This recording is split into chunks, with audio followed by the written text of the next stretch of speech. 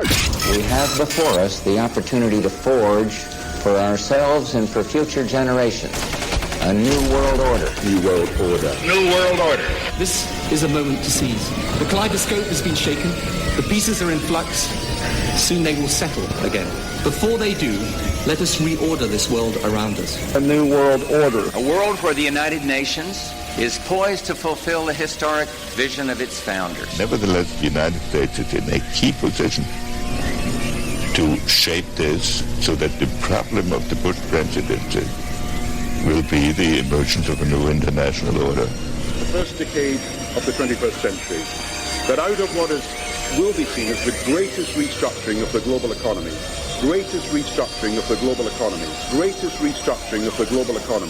a new world order was created.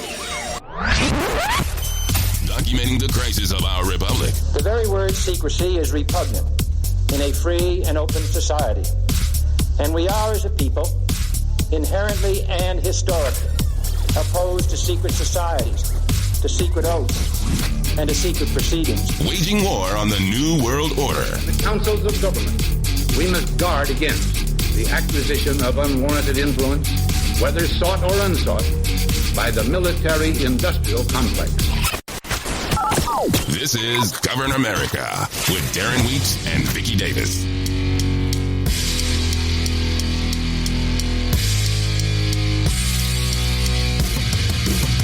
Live from FEMA Regions 5 and 10, this is Govern America. I'm Darren Weeks. Vicky Davis is here as well.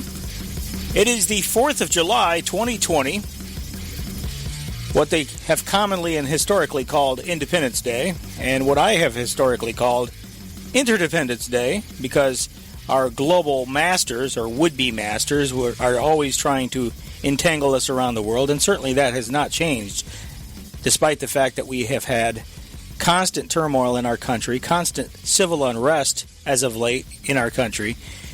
The beat goes on, ladies and gentlemen.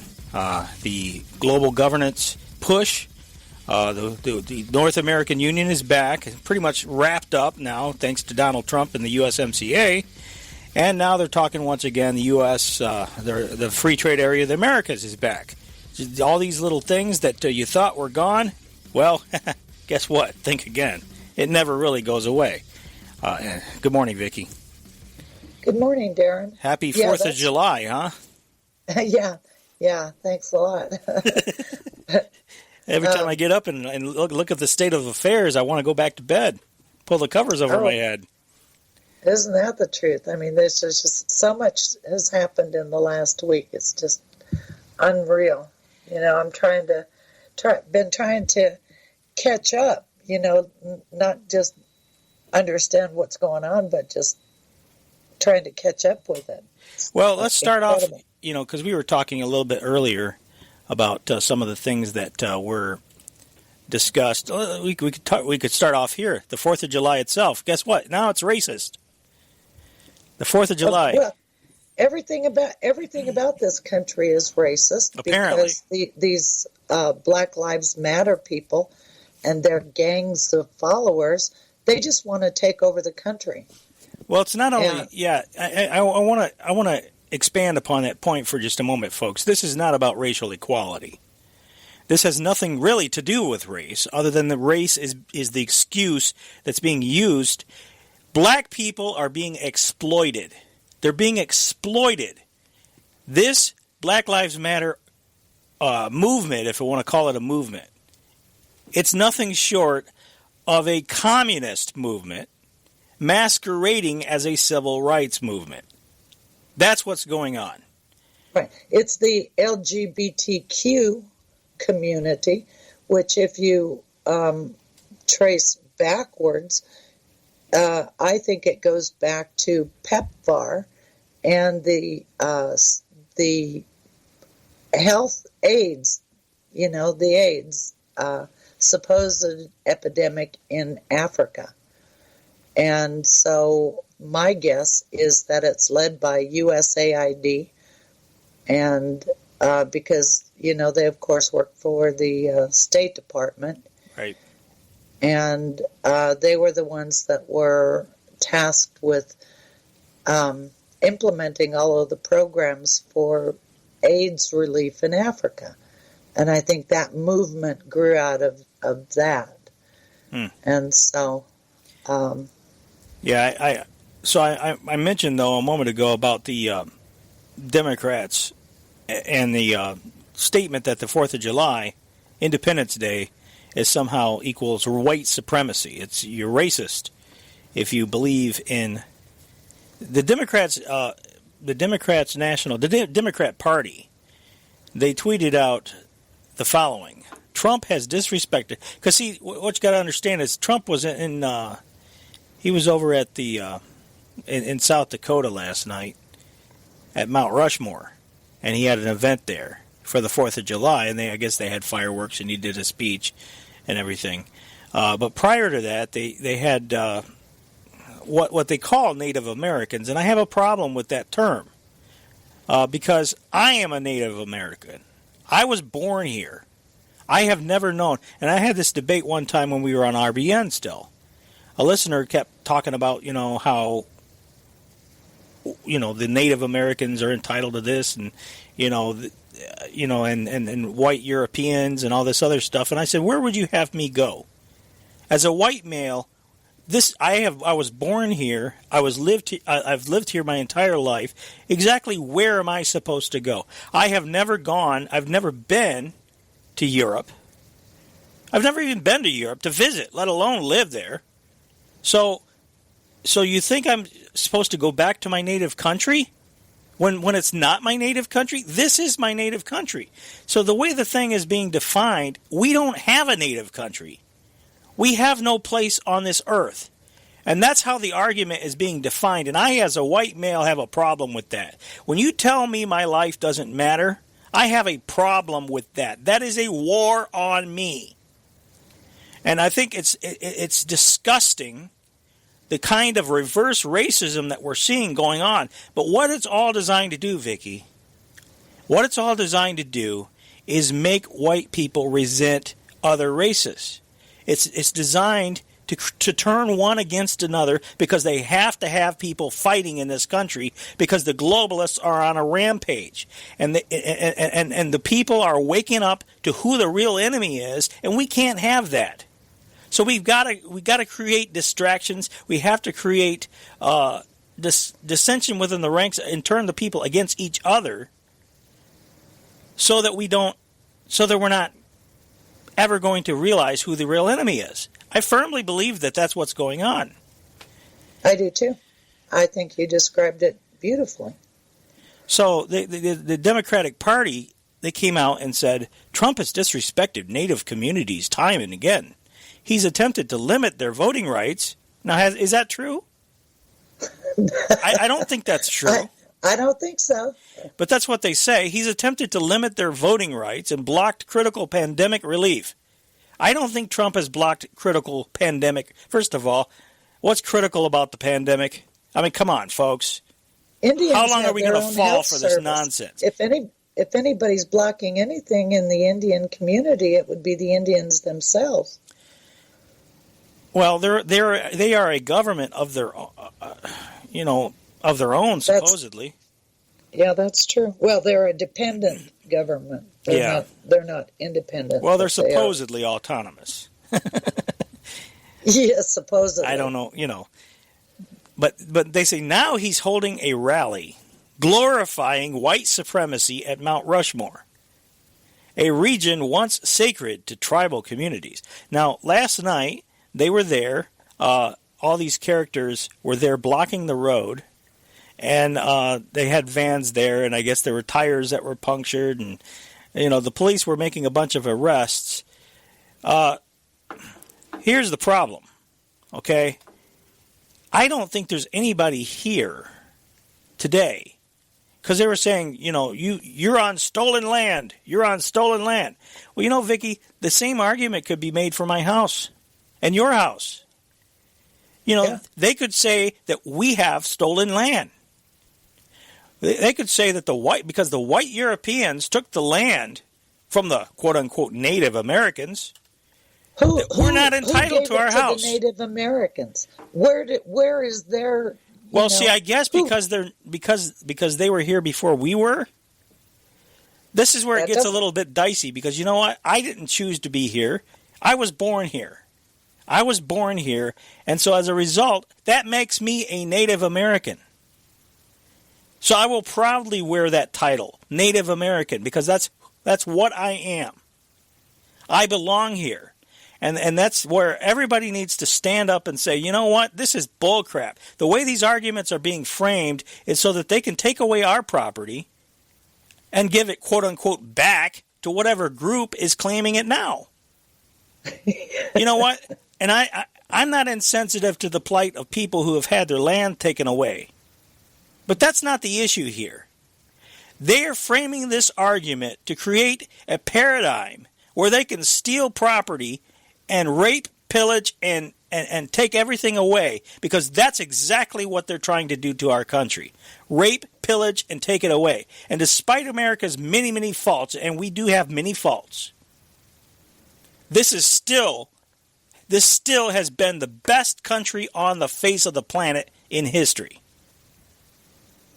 And to sit and watch these characters try to destroy what has enabled the most freedom that a people has ever had, I have a huge problem with that.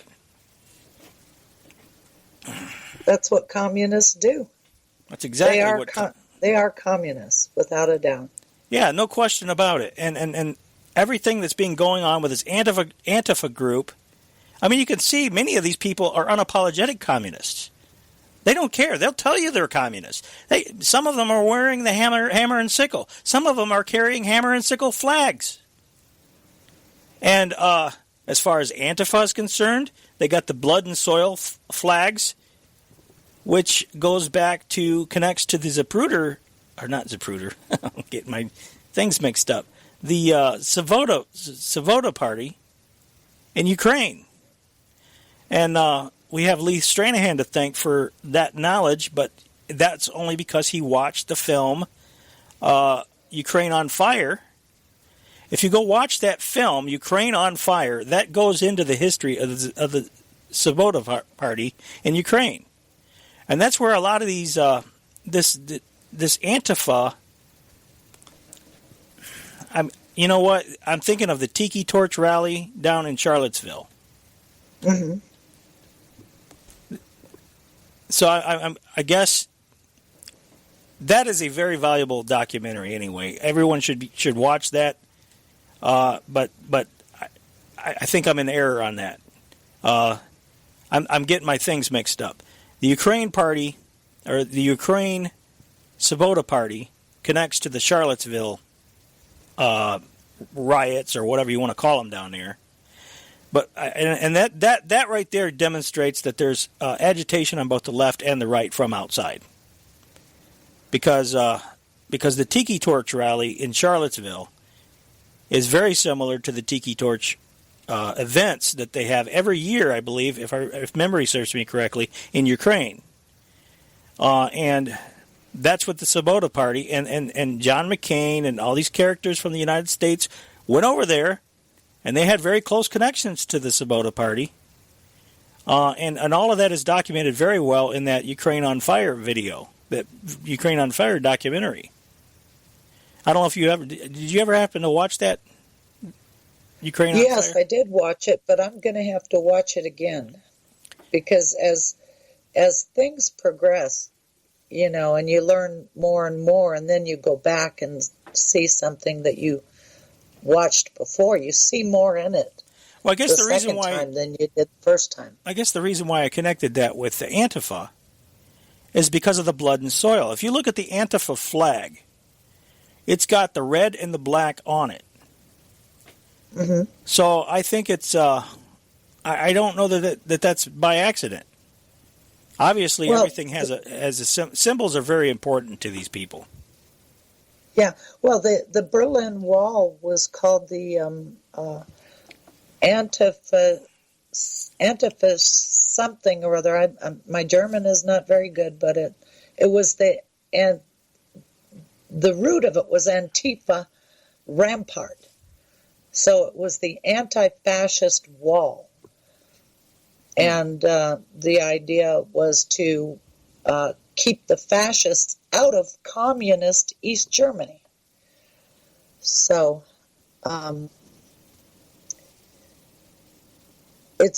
we don't really get enough European history. We don't get any European history to really understand a lot about these things. But all of this has its origins over in Europe. Mm-hmm. So yeah, I wanted to also really would be helpful. Yeah, if we had some of that. Yeah, I wanted to also point out that there are some things going on that people, I think, could easily could slip by people. So I want to call everyone's attention to a couple of items that you need to have on your radar. Number one, animal ID. Animal ID is back. I got an email from the Farm and Ranch Freedom Alliance that federal agencies have a terrible habit of trying to push through bad policies under the cover of darkness. And USDA's Electronic Animal ID program is a prime example. As we head into the holiday weekend, USDA has quietly published new plans to mandate electronic animal ID. Now, we've talked about this for years. They've been trying to push this. And of course, animal ID, it creates this vast, expensive requirement for tagging animals with, to connect them to a national animal identification system. And this puts small farmers, the mandates are such that basically small farmers would have a very hard time, if not have it completely impossible for them to comply with it. Basically, it's a gift for large multinational corporations, and it's another black eye for the family farmer, which is almost extinct today. But right, they back when they were trying to do this before with it was called the NAIS Animal Tracking System. Yes, and the reason why it would be so hard on the smaller ranchers and farmers is because you had to tag every single animal that you have, mm-hmm. and you had to have the system, the computer equipment. systems and all of that, all the equipment and the knowledge. But the thing is, and then you had to buy the tags. Well, there was also, as I recall, a lot of record keeping. And a lot of a tremendous amount of record keeping, which would be a full-time job for anybody, any farm that was trying to do it. And they had to track an animal whenever it was moved or sold or anything. I mean, there's a tremendous amount of record keeping involved, and corporations, big multinationals, can just hire somebody to do that. Well, a small family farm. Well, go ahead. Besides the big ranches, all they had to do was buy one tag for their whole herd, but the small ranchers had to buy a tag for each animal. Mm. And had to keep records for each animal. So the rules were twisted in favor of the big outfits. Absolutely. Well, yes. Isn't that a surprise?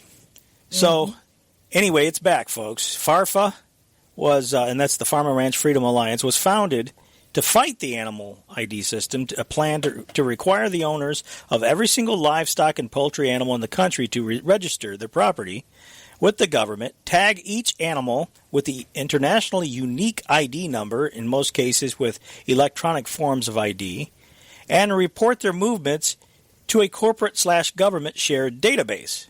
The program was developed by agribusiness, their trade associations, and technology vendors, all of whom stood to make huge profits in different ways. These industry groups collaborated with USDA to roll out the program in 2005 under a deceptive, quote-unquote, voluntary system banner. But while it was called voluntary, think of the income taxes, folks. Nothing's really voluntary when you're dealing with the government. The USDA was funding state agencies to reach 100% compliance, which meant that the state agencies were adopting coercive and mandatory programs to reach that goal. They tried to do that here in Idaho. I'm going to have to dig out all my research on that because I dug into that quite a lot at the time when they were doing that. So they go through how it's coming back. In 2019, USDA tried to mandate electronic ID for cattle through an informal fact sheet. It announced that the agency would stop approving any non-electronic forms of identification, effectively mandating electronic forms only, and effectively amending the existing regulations without going through any of the legally required process. This blatantly illegal approach to creating a new regulation was halted last October thanks to a combination of a lawsuit by RCAF and an executive order from the administration that directed agencies to halt the use of guidance documents to impose substantive requirements. That's one thing Trump did that he got it right. Current status. The 2013 rule for animal ID requires official identification, quote-unquote, on cattle over the age of 18 months that cross state lines, as well as dairy cattle of all ages that cross state lines. The regulation explicitly allows for a range of official identification methods. Many state regulations tie to the federal definition for official identification, so any change to the federal rule could have significant impacts even on cattle moving within a state. USDA's latest move, USDA Today, announced that it is seeking public comment on a plan to approve RFID tags as the only form of official identification for cattle. It is still not going through the full rulemaking process in violation of the Administrative Procedures Act. The proposal will be formally published on Monday, July 6th, so that's 2 days from now. The USDA has consistently published proposed rules and other changes to animal ID around holiday weekends, including Thanksgiving, Christmas, and now Independence Day, presumably because they hope that the people will be distracted and not pay attention. You can read the informal text, and anyway. So the agency will accept comments through October 5th. Please watch your email, blah, blah, blah. So anyway, I just wanted to call that to people's attention, and I will put this in the show notes, this email. But sneaky stuff going on at the USDA, and hopefully Trump would stop this again, because this conceivably would be, I think, an executive agency, so he could do that by executive order, I would imagine. I would imagine he could, yes. So, but they're not giving up. And this is why liberty requires eternal vigilance. And which brings me to another thing, Vicky, because we're talking about animal ID.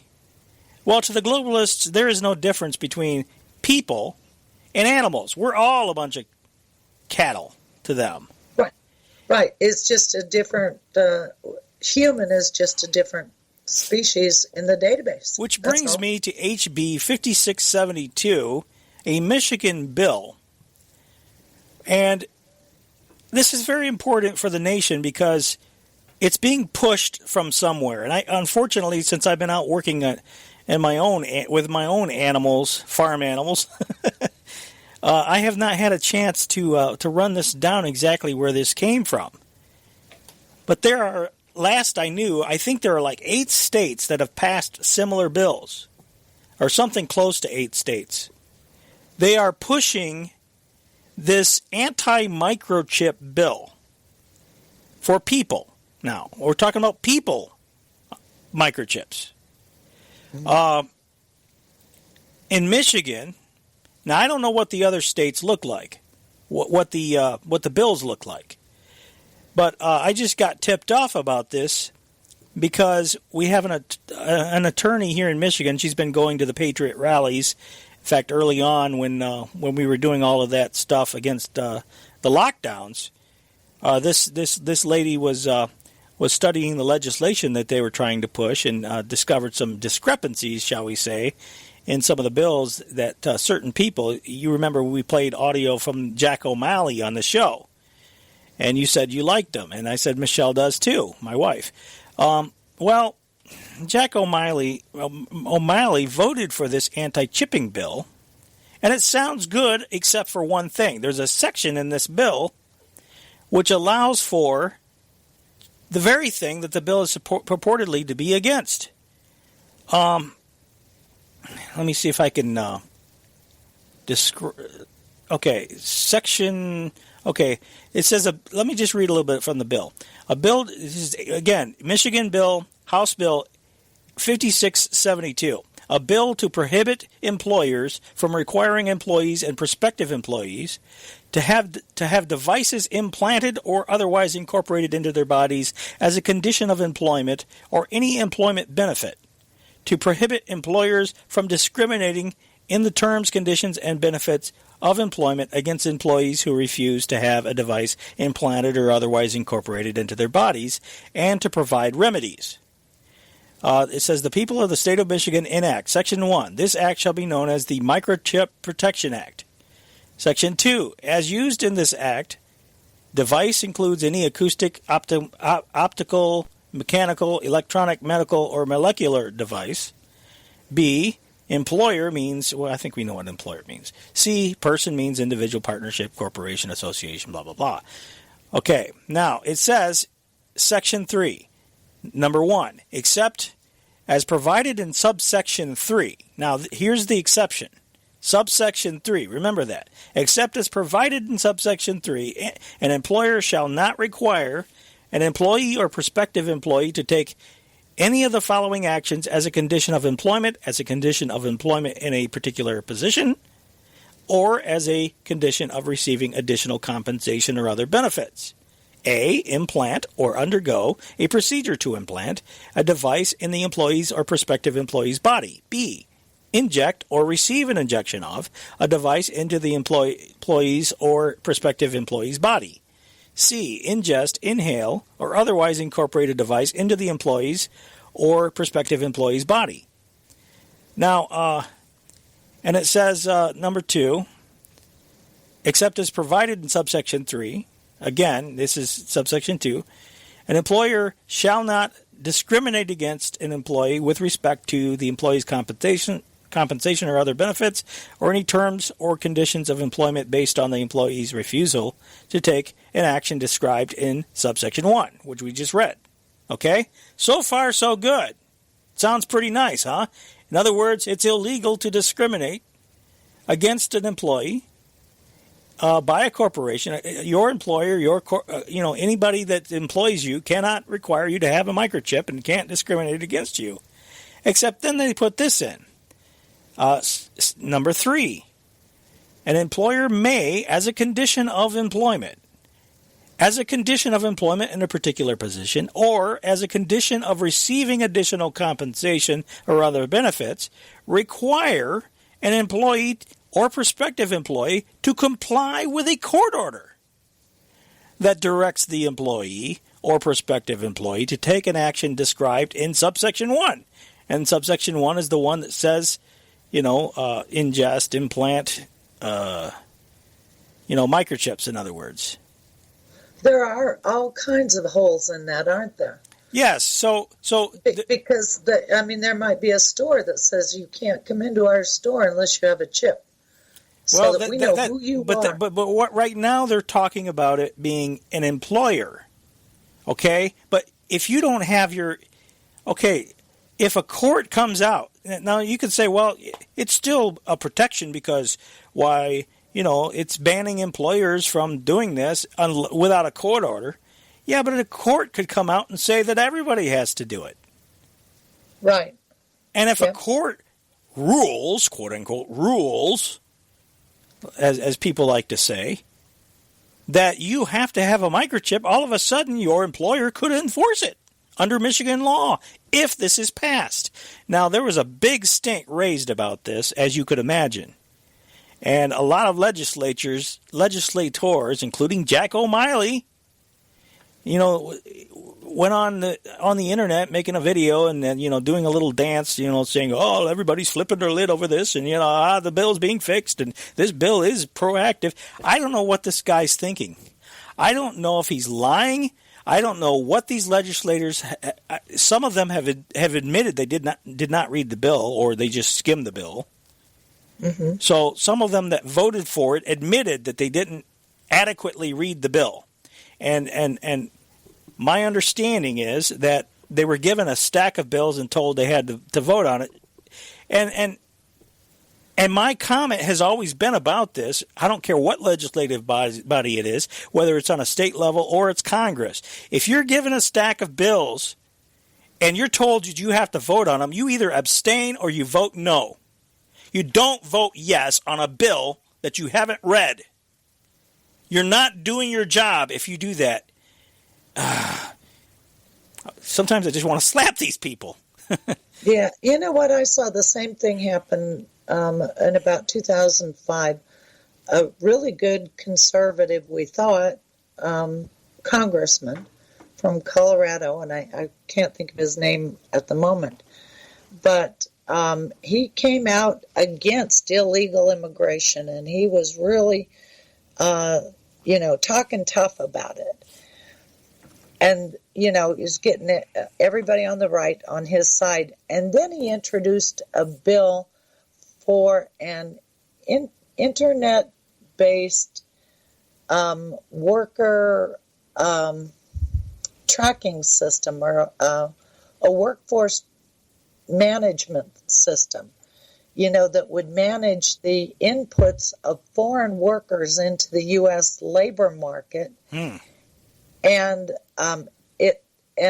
as well as that corresponded to the education system legislation of workforce development, where they had a database that was an interface between school records and workforce history. Well, that bill, it was HR 3333, I think. I still have the information on it on my home.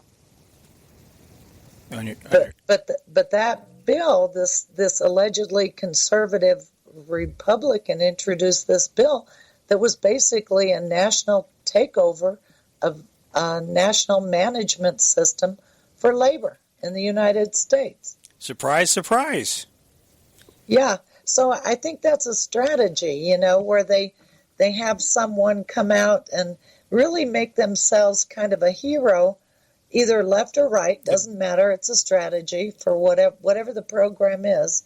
They let them make themselves a hero, and then they give you the sucker punch, to the side of your head with legislation. So yeah, it's a classic bait and switch is what it sounds like to me. Yeah, it is. But anybody that would go along with such a thing, and I got to wonder what these legislators, what kind of incentives or, what are they being given, I guess is my question. And the thing that I kept asking my wife as she was talking about this is, where is this coming from? Where is this coming from? I don't know if I'm suspicious since it's being introduced, and this is why I wanted to bring it to the audience here, because we've got listeners in various states, and this is apparently being passed, or legislation similar to this is being passed in other states, anti-chipping bills. And so this is a very worrying thing, because I have a feeling that the language in the other states is very similar, if not identical, to the language in Michigan. And if so, this is not an anti-chipping bill at all. This is a bill which is facilitating the chipping of the population, as long as there is a court order. Yeah, I do believe that it's coming from the public health system, because, as I've talked about before, if you're going to have a nationalized database of medical records, which is what they wanted, you have to have an absolutely unique ID. Social Security number was not adequate because, Social Security records are messed up. Driver's license, not adequate. Okay, if you're going to rely on an ID for a national medical record, you must have an absolutely positive ID for a person, and that means a chip. A paper ID or plastic ID of any kind won't do it. Yeah, so as we're having this conversation on so-called Independence Day, ladies and gentlemen, they're trying to slip all these measures of control through the back door without your knowledge, or very much making you very dependent, interdependent, and what a slap in the face. As you're distracted by civil unrest and finger pointing and violence in the streets and various other things, the insanity that has become our political system. It's Art in the chat rooms are reminding us about ID 2020, and certainly Bill Gates is tied in with all that. So all of this is coming down coming down the pipe at the same time, and anyway, I just wanted to bring everybody's attention to that. We were talking. Well, go ahead. Oh, I was going to say, I found something really interesting while I was working on climate change. I found that in 1991, the EPA instituted a program called the 3350 program. And even though it sounds like it's not related, I do believe it is related.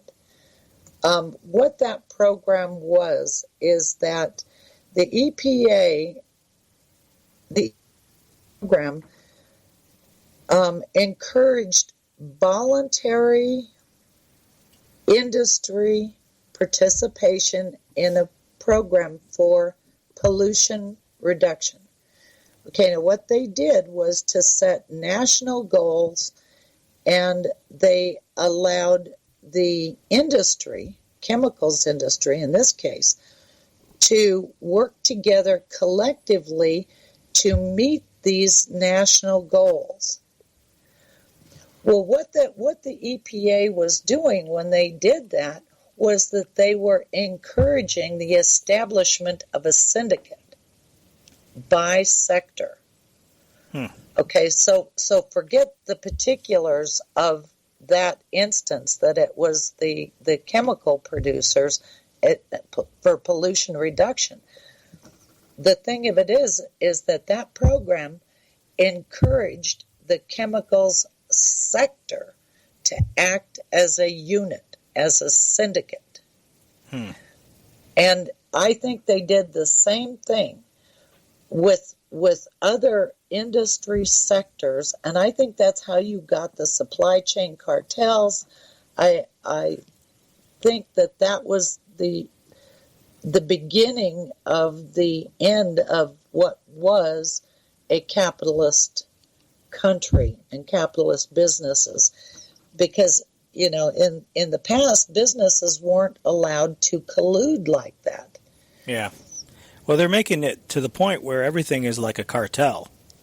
Yes. It's like everything is being consolidated. Including the non-NGOs, so-called supposedly grassroots organizations. They are also part of members of a cartel. You could just about pick the industry and look and see the consolidation that's taking place and how the government is facilitating that consolidation, and see that large corporations are taking them all over.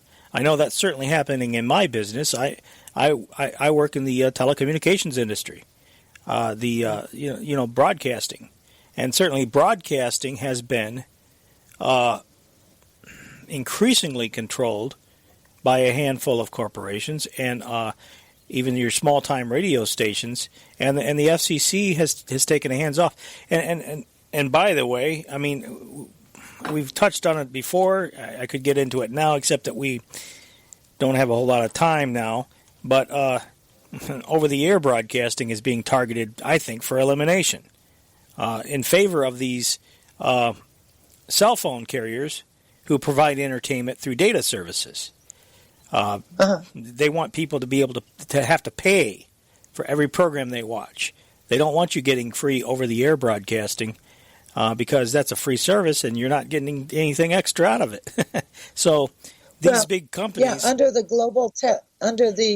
market-based system, the idea is for there to be essentially a tax on everything. And so they can't allow anything free because there's no tax on it if that happens. Now, Art posted in the chat room this Market Watch article. States are cracking down on companies microchipping their employees. How common is it? This speaks to, and this was an article dated back from February. So apparently this has been going on a while. Some businesses have said they let employees implant microchips to get media attention.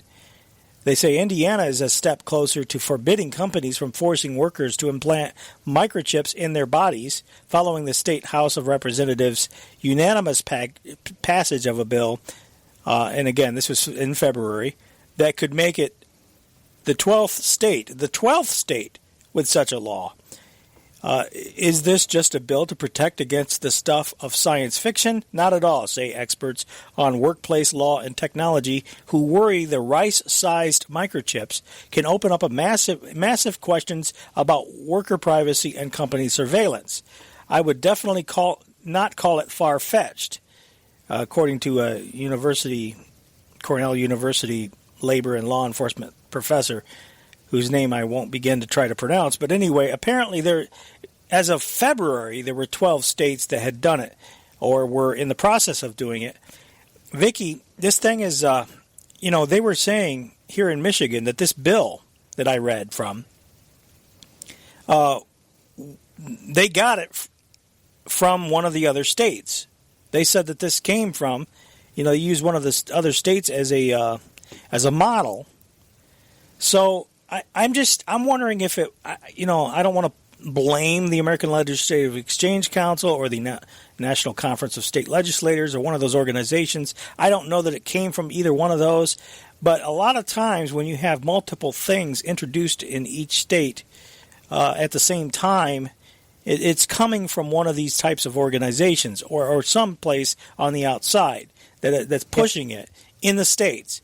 And I'm wondering if that's because I really do wonder how common this is. Is this something that mandates? Are employers pushing this all the time? But I'm very suspicious. I'm all in favor of a bill that bans it. If you want to make it illegal, fantastic. But what's the deal with that Section 3, subsection 3, where about the court order? Yeah, they can do it with a court order. Yeah, it's outrageous. What they will say is that's for criminals, I'll bet. Or what I was thinking is maybe sensitive jobs, Yeah, sex offenders. Well, and see, that's how they get everything through, is they always start with the undesirables. Because we don't care about inmates. They can put an ankle bracelet on them. They don't need to chip their body. They can put an ankle bracelet on them. Yeah, there's always ways to solve problems without... and to be honest with you, I think, and I know, don't laugh at me when I say this, but I think the criminal justice system should be about rehabilitation whenever that's possible. And which means that you should have the ability to redeem yourself. That means that, if you're a felon and you do your time, you get you're made whole when you get out. That means that you get your voting rights, you get your firearms rights. You get everything back. You're made whole. You've done your time. You shouldn't have this stigmatism hanging over your head the rest of your life. Oh, you mean you want people who maybe have killed people to be able to have firearms? Look, if they're a threat to society, keep them locked up. Right. But if they're safe enough to let them out, we don't want two tiers. We want... The Constitution says equal protection under the law, people. You don't have equal protection under the law if you've got multi-tier systems of people. Think about it. If they're a threat to society, lock them up. If they're not a threat to society, they need to be made whole. Anyway, we got a call on the line.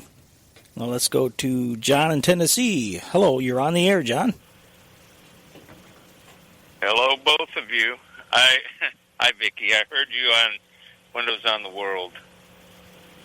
Oh yeah, that was a snafu, wasn't it? We kept having problems with the. He's a bright guy, but he doesn't really like to go deep. I mean, he will, but he doesn't prefer to. I feel like I'm just walking into a conversation. Talking about this. Go ahead, John. Well, I heard her. Vicky always does an outstanding job, and I just wanted her to know that. Anyway, you're talking about forced implantation of chips and breathing and snorting drugs and whatever they choose to tell you got to do because of something that a court mandates. It's like where we're at now. The mayor of Nashville has mandated masks for everyone when you're in the city. Okay, so I guess he's king. Yep. He's king, so he can throw a mandate out, and you got to be obedient. Anyway, as far as forced injections, you may have already covered this, Darren. I'm not sure if I mentioned it to you or not, but this new vaccine that they've come out with, INO 4800. Are you familiar with that, either one of you? Well, I'm not familiar with that particular number. I am familiar with the fact, and we talked about it on the show here, that the company that the Defense Department has contracted with is called API Ject. And API stands for Application Programming Interface. And so my question here is, are they injecting us with an application programming interface? Because my bet would be yes, because it was the military years ago that was testing chips, and they were doing it at a school. Yeah. So it's they're admitting. Let me tell you what they're admitting to. I'll tell you what they're admitting to. This is coming from the Times of Israel, but it's actually, I went to the SEC's website, and they're calling it our new vaccine for COVID-19. But the Times of Israel, the headline is U.S. biotech firm Inovio reports encouraging virus vaccine results. So I'll skip down. Administered to 40 volunteers. Inovio's vaccine, called INO 4800, is designed to inject, here we go, DNA into a person so as to set off a specific immune response against SARS-CoV-2 virus. The medication is injected not into the bloodstream, under the skin with a needle, then activated with a device that resembles a toothbrush, which delivers an electrical impulse for a fraction of a second, allowing the DNA to penetrate the body cells and carry out its mission. Okay, so they're talking about not just chipping you, but activating DNA that's not your DNA. Mm-hmm. So basically, and it's stable at room temperature for more than a year, does not need refrigeration, and it's all because they care so much. This is a big plus when it comes to vaccinating people in developing countries, where it's harder to maintain the cold chain needed to prevent or preserve many products. Here's a number that will tweak you if you understand how many chromosomes are in a person. A total of 23 COVID-19 vaccine projects have launched clinical trials on humans, says the London School of Hygiene and Tropical Medicine. Several have moved to phase 2 or 3, which means they're being injected into thousands or even tens of thousands of volunteers. Okay? So what they're talking about, Darren, what they're talking about, Vicky, in my understanding, and you know my worldview is biblical, my worldview. Is it the mark? I don't know, but it sure sounds like it to me, because according to ID 2020, that there's over 1 billion people without a legal identity, and what does that mean? You're not going to be able to participate economically, and you're going to be socially excluded if you don't have proof that you have the vaccine. So when you go get in line, people, to get your COVID-19 flu shot, and they tell you you got your arm rolled up, they said, no, we don't need your arm rolled up. Just give me your hand. We're putting it under your skin. It's going to be too late. Now, I'm not saying that it's the mark, but if you can't say no to a mandated chip because of a threat of inability to participate in the economy, or they're going to shun you. Yeah, it's a forerunner you got to be able best. to use that powerful word, N-O. You have to be able to say no and live or die by your word. That's right. It's not fear-mongering. I'm just telling people. No, it's not fear-mongering. This is what you have to draw the line. You have to draw the line someplace. And I draw the line at my body. Nobody's putting anything in my body. Sorry, that's just the way it is. And if you got a problem with that, then... Well, much Go ahead. Sorry. I agree, but much less something that they're admitting is going to activate foreign DNA into your body, which means when they're done, you'll be like a freaking zombie. You'll just be an obedient slave. It'll be something like Coming Awake in Ayn Rand's anthem, where you're going to find out the truth too late, and you're going to have to deal with it then, but it'll be too late. Yeah, I mean, become a slave. You lose the ability to think, and if they can activate DNA, what else is in there? Can they control you like a robot? Well, you don't know what's in it, and that's the problem. It's some kind of toxic soup. You have no idea what it is. I mean, they could be injecting things into people to turn them into queers. Yeah. I mean, we know that the government has been experimenting with already.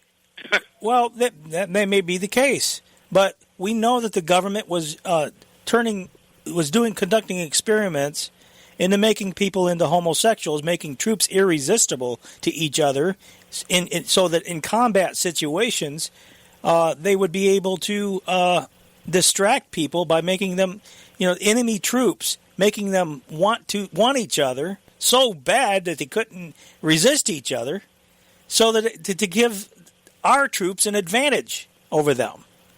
Okay, that was a DARPA experiment. It goes even deeper than that. And there were other things. It goes even deeper than that, Darren. Because go ahead. I'm sorry. I was just going to say there was other things, where they would be able to put things upon them. I forget exactly how, but it would make bees go after them, so you could weaponize bees. Something that would attract bees, and so they basically be so distracted by swarms of bees that they wouldn't have time to fight. What's interesting, or what to me is actually more than interesting, it's shocking, is that the word I-N-O in the Greek lexicon, it comes out to a dart or a spear. So as a Christian, when you hear about Ephesians 6, that you'll be able to quench all the fiery darts of the devil, it comes to reality, folks. It really is a spiritual battle. Someone is really PO'd. He has dominion of the earth right now, and he knows his time is short, so he's doing his best to destroy the creation and doing a pretty good job of it. But there's some comfort, too, because the Bible says that there's no weapon formed against you that shall prosper. And I qualify that by saying as long as God doesn't allow it. So we need to be ready. And I didn't mean to take you in that direction, but That's it's fine. So much more. We can look at this through earthly eyes, and it's terrible. You look at it through a different perspective, and it's just truth. Yeah. And people have been called crazy for saying for years that it's coming, and it's at our doorstep. We've been called crazy so many times, John, and all these people that are calling us crazy are looking around them and looking at seeing today what the country has become. All these people that thought we were nuts, thought we were irrelevant, thought we were just a bunch of kooks, tinfoil hat conspiracy theorists, are watching their country crumble around them today. How wrong were we when we said that America was being destroyed by design? Yeah. So you're right. It's like Sun Tzu. It's been a small bite at a time. The elephant is about dead. That's right. Hey, thanks for the call, John. I appreciate it. Yeah, I do too. I will look into it. I'll go back. Yep, blessings. Thank you. Yep. So we're almost up to the break already. But, another thing that we have had happen, we said that there are a lot going on. We've barely scratched the surface of what's going on. I have a feeling this is one of those shows I wish we had an extra hour or two. But Ghislaine Maxwell was arrested on Thursday. Ghislaine Maxwell, the former girlfriend and longtime associate of the late disgraced financier Jeffrey Epstein, was arrested on Thursday on charges of luring underage girls so that Epstein could sexually abuse them. Today we announced charges against Ghislaine Maxwell for helping Jeffrey Epstein sexually exploit and abuse multiple minor girls from the period of 1994 through 1997. Acting U.S. Attorney for New York Southern District Audrey Strauss said Maxwell was taken into custody Thursday morning in New Hampshire, where the British-born socialite had been living, and was scheduled to appear before a New Hampshire judge later in the day. She is charged with 4 counts related to procuring and transporting minors as young as 14 years old for illegal sex acts and 2 counts of perjury. As alleged, Maxwell and Epstein had a method. Typically, they would befriend these young girls by asking them questions about their lives, pretending to be taking an interest in them. They would take them to the movies and treat them to shopping trips. Maxwell would encourage these young girls to accept offers from Epstein to pay for their travel and their education, making these young victims feel indebted to Jeffrey Epstein. Okay, I'm going to hold it right there because we got the break. But people are now taking bets on how long this woman's going to last in prison. Because I have heard that they are taking her to the exact same prison where Jeffrey Epstein supposedly killed himself. So it sounds to me like the fix is in. And I think that Southern District of New York is one of the most corrupt systems on the face of the planet. And that's saying a lot when you're talking about the criminal justice system anywhere in America. Anyway, Top of the hour, hour number 2 of Govern America, straight ahead. Stay with us, folks.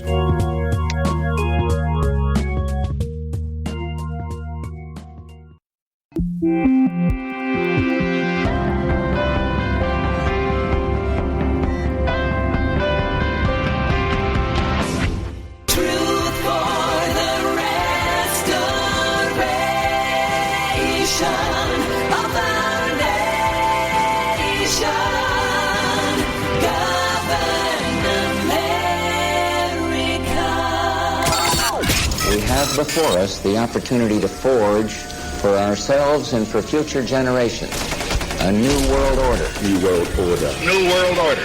This is a moment to seize. The kaleidoscope has been shaken. The pieces are in flux.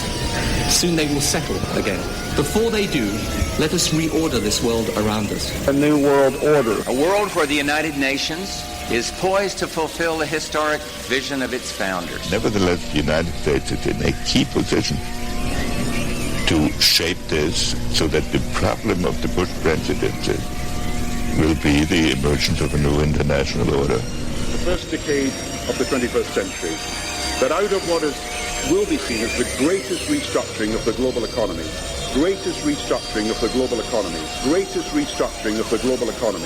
a new world order was created. Documenting the crisis of our republic. The very word secrecy is repugnant in a free and open society. And we are, as a people, inherently and historically opposed to secret societies, to secret oaths, and to secret proceedings. Waging war on the New World Order. In the councils of government, we must guard against the acquisition of unwarranted influence, whether sought or unsought, by the military-industrial complex. This is Govern America with Darren Weeks and Vicky Davis. Live from FEMA Regions 5 and 10, this is Govern America, hour number 2. It continues to be the 4th of July, 2020, Independence Day. Hopefully it's a day that everyone will declare their independence from the global system. That's what I'd like to believe, but here's where we're at right now, ladies and gentlemen, as everything is being furthered along by lawlessness, chaos. Everybody's distracted by the divisions and the brewing civil war that has been being pushed forward and promoted for many, many years, and now is coming apparently to a head now. But it's a false paradigm because we don't need to be fighting with each other. And the people that are pushing these movements are in fact communists, and they are exploiting individual races. They're exploiting groups for their own furtherance to further their own agenda to create dissension and divide and conquer. That's what the strategy is. And there is one thing that was interesting is that this CHAZ whatever you want to call it in Seattle, has now been disbanded. The mayor of Seattle defends clearing out the Capitol Hill occupied protest zone, also known as CHOP. Mayor Jenny Durkin says efforts were made to de-escalate the situation and have conversations with demonstrators. She cites reported gun violence and says police had to address public safety concerns. From conversations over the weekend, it was clear that many individuals would not leave, and that the impacts to the community could not be reduced, and public safety could not be improved until they did leave. Despite the clearing out of CHOP, protesters say they will continue demonstrations through sit-ins and attending city council meetings. I find it interesting that she didn't care to dismantle the CHAZ zone until they went out in front of her house and started protesting her in front of her house. That's when that's funny. I didn't hear about that. Yeah, that's where she really decided, maybe this CHAZ CHOP thing, this summer of love, Vicky, the summer of love, maybe that's not quite such a good idea. I also thought it was interesting, too, that it was supposed to be today that the Oath Keepers were going to go in there, and they basically had told them, gave them notice. We didn't mention this on the show because it just, with everything else going on, it slipped my mind. But I think it was a couple of weeks ago, the Oath Keepers told them, look, you got till July 4th to take this thing down, or we're going in ourselves and we'll do it for you. Now, I don't know.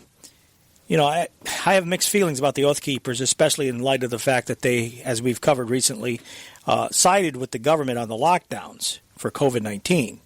But they did give notice to, I think, the mayor and all the people there, in that, look, you got till July 4th. You deal with this, or we're going to deal with it for you. And I don't know if they were a little worried that this thing could get out of hand, but it was already getting out of hand. I think they want controlled chaos. I don't know. They don't want militias that they can't control, apparently. Right. Well, I don't blame anybody for making a bad decision, but the question is, at the moment, the question is, do you reverse course once you understand that it was a bad decision? And it seems so often that bad decisions are made, but they don't reverse course. They continue on, trying to fix it with adding on to adding another bad decision on top of another bad decision on top of another. Right. And compounding that's really what's gotten us into this whole thing. Globalization has been a disaster for the world. For the entire world. Yes. And what these idiot communists out there, using civil rights as an excuse to push a communist agenda. What these brainwashed, mind-numbed zombies don't understand is that what you're campaigning for, the solution that you're pushing for, is going to make you a slave. It's going to make you a much, much worse slave than you think that you are now. A lot of these people, what's interesting about it, and I've mentioned this before, is that a lot of these characters are white people, and they supposedly are pushing for black lives. Black lives matter, except that they're all white. A lot of them are white. In fact, there's a video on the internet where there's a couple of black people looking at a Black Lives Matter rally, and they're laughing at the fact that there's no black people in it. They're all white. So that right there tells you it is a movement that's being exploited for another purpose. Yeah, you know what? I think a lot of this organization started with unions, and I do believe that they were working with people who, not the unions themselves, but some of the unions, working with people who had emotional problems and or, I don't know how to say this without being politically incorrect. Oh, my goodness. Heaven forbid we do that. Low IQ, okay? Yeah. People of low IQ who, they've tried to that's exactly set up right. in training. And, if you they brought in this whole training thing into the schools on the idea that you can train anybody for anything. Do you remember in the 1990s when they had that guy who was, I don't know if he was Down syndrome or mentally retarded, but they were promoting him. He wanted to be the president of the United States, and he was being promoted on TV as a celebrity, because this is what he wanted to do. And along with the public ad council messages, you can be anything that you want to be. And I thought that was horribly cruel of them to do that. Well, they were exploiting the guy. Yes. As they always do, but you're talking about the low IQ. Look, here's the thing. It may be politically incorrect. I couldn't care less. The point is that that's exactly what they do, because if any of these characters had any sense and could think the situation through logically, they wouldn't be trying to destroy history, and certainly not destroy a lot of the statues and monuments that they're trying to destroy are things that send a positive message that were put there exactly as a remembrance so that people do remember slavery. But see, here's the thing, Vicky. They managed to gut the real history in the school system. They managed to get rid of real history there. Okay? They don't teach real history at all in the school systems anymore. So now, since they've successfully wiped that out, now they've got to graduate to monuments and statues, because that's a history. If somebody might see a monument or a statue and might actually go do some research outside of the parameters of normal history, that quote-unquote history that's being taught in the public school system, or as we like to say, the public fool system. And we can't have that. So that is exactly what's going on. There is a transitional shift, and what's alarming about it is that how far they've gotten. And, and this idea of pushing for brands. There is the No Agenda show came up, somebody on their behalf came up with a website. Now, unfortunately, it's not coming up. It's called noodleguns.com. Unfortunately, it's down at the moment. I was going to go there. But they put up a list of all these different things that have been targeted, and then they got the Aunt Jemima syrup there, the Uncle Ben's rice, but there's a whole lot of other things there, and it's very apparent. And a lot of this stuff is just ridiculous. It's just ridiculous. It makes no logical sense whatsoever. Aunt Jemima is being honored by having her name on there. In fact, her descendants they've come out recently and griped about the fact that they're trying to drop her name and likeness from the Aunt Jemima syrup. It makes no sense. Everything will become generic by the time they're done. There will be no color, no character. No color is the word I was thinking of too. You're right, yeah. And that's by that I don't mean color black. Right. I know mean exactly. Colorful, creative. You can't have creative names. You can't have historic names. You can't have anything, because anything that you try to do outside of the norm, outside of the very, very, very narrow parameters. Generic. Absolutely generic. Everything generic. Will be deemed somehow to be racist or unacceptable in some manner.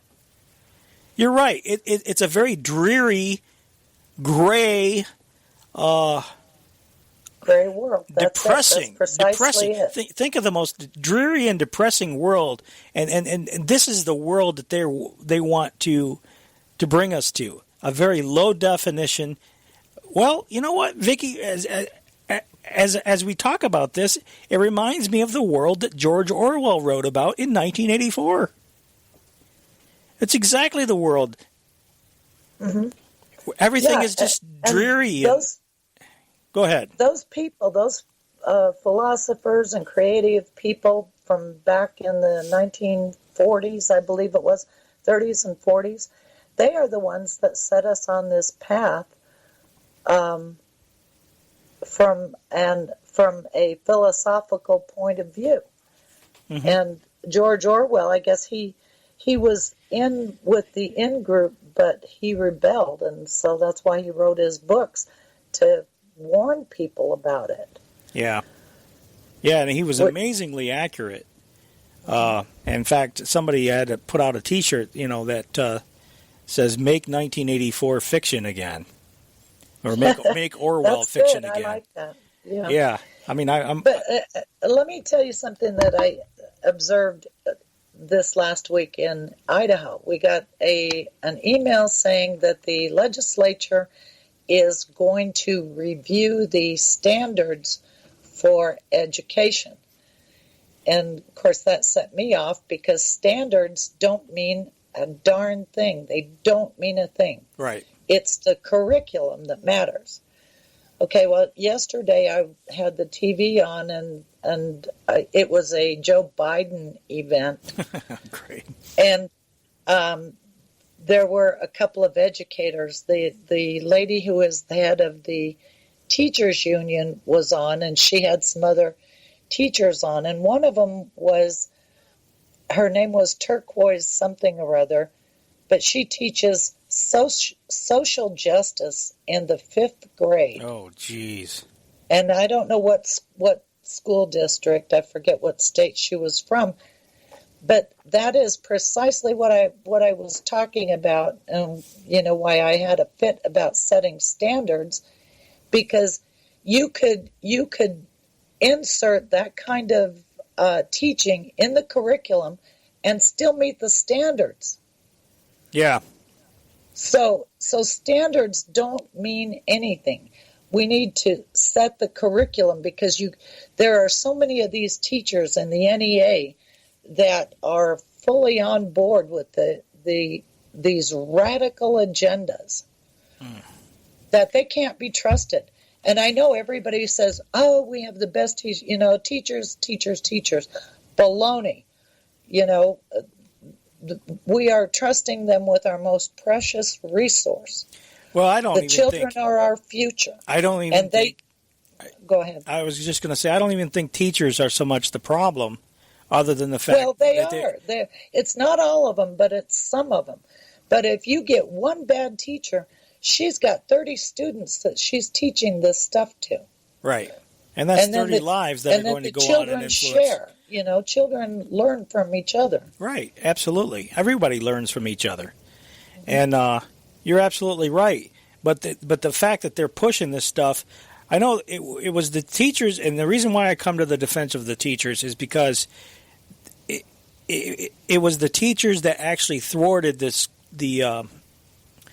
the reading, the whole language push years ago, when they were trying, even some of the like See Spot Run, Run Spot Run, those types of books that were they were actually written for whole word memorization. In other words, there was a movement to try to get away from phonics.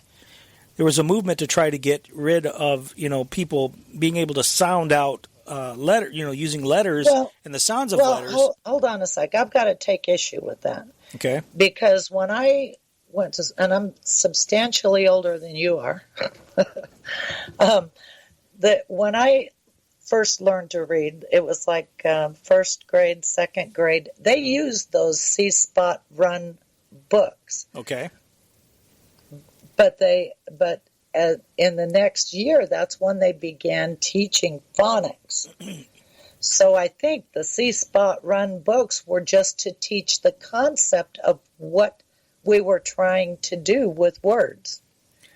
Well, just the idea of teaching. My understanding, and my understanding could be wrong, but my understanding was this was being pushed even back then. And that the only reason, not to my knowledge, the only reason it was not taught, it was not followed, is because the teachers wouldn't, they had the freedom enough to be able to teach, as they always had, the phonics. I'll do some digging on that. I'll do some digging to see if I can verify or debunk. See, I think the whole word reading started about in the 1970s sometime. And when I was in elementary school, I'll just let you know, I was in the elementary schools in the 1950s. Mm-hmm. Okay, so are you there? In the first grade, the C-spot run stuff, but then they went on into phonics and sounds of letter combinations and all that kind of stuff. So, yeah, I know that. Charlotte Iserbyt's big book. I didn't mean to interrupt you. Charlotte Iserbyt's big book takes it back, I believe, as far as to the 1950s. And, of course, it was a more primitive effort back then. But she goes decade by decade. So if anybody really wanted to have the big breakdown on that, the deliberate dumbing down of America, she breaks it down decade by decade. And it's pretty remarkable how long that they were working on the project of dumbing down our school systems. And, of course, in recent years, it's a lot more sophisticated. But we're seeing now the result of this project because of all these brainwashed, mind-numbed students, not just from elementary and junior high and high school and all that, but colleges and everywhere else. It's amazing the degree to which they have been able to indoctrinate what was at the time the youth of America and now has become a full-grown adult population. And it gets worse and worse as time goes on, of course, because the curricula advances to the point where my daughters went to college, they went to university. And they came home, and we talked about a lot of the stuff that they were being, quote-unquote, taught. Luckily, they knew enough because of us here. We had grounded them well in knowledge ahead of time, and we talked about it ahead of time, that the indoctrination efforts didn't stick. But unfortunately, you have a lot of people out there, the families of a lot of these characters, these students, I should say, are already they kind of lean toward the left anyway, or they were apolitical and somewhat neutral, which means you kind of default toward the left, I think, when you're kind of neutral.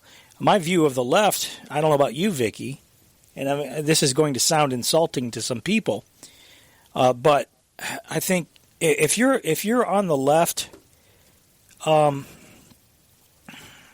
think a lot of people, let me just say it this way, a lot of people that are on the left because they're uninformed. I think that's kind of a default position for a lot of people. I'm not saying everybody that's on the left that's uninformed, because there's a lot of people that are there because of, that's their principles. They believe strongly in those principles, and that's fine, I guess, if that's what you believe.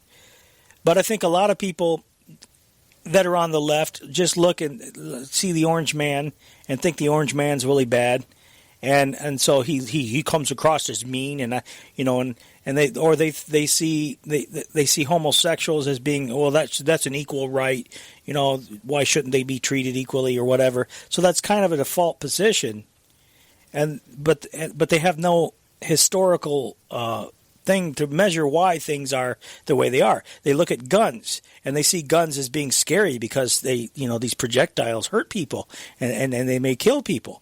And so I don't like things that kill people because it might kill me and hurt me. So I don't like guns. And so it's an uninformed default position, and they don't understand why guns are important.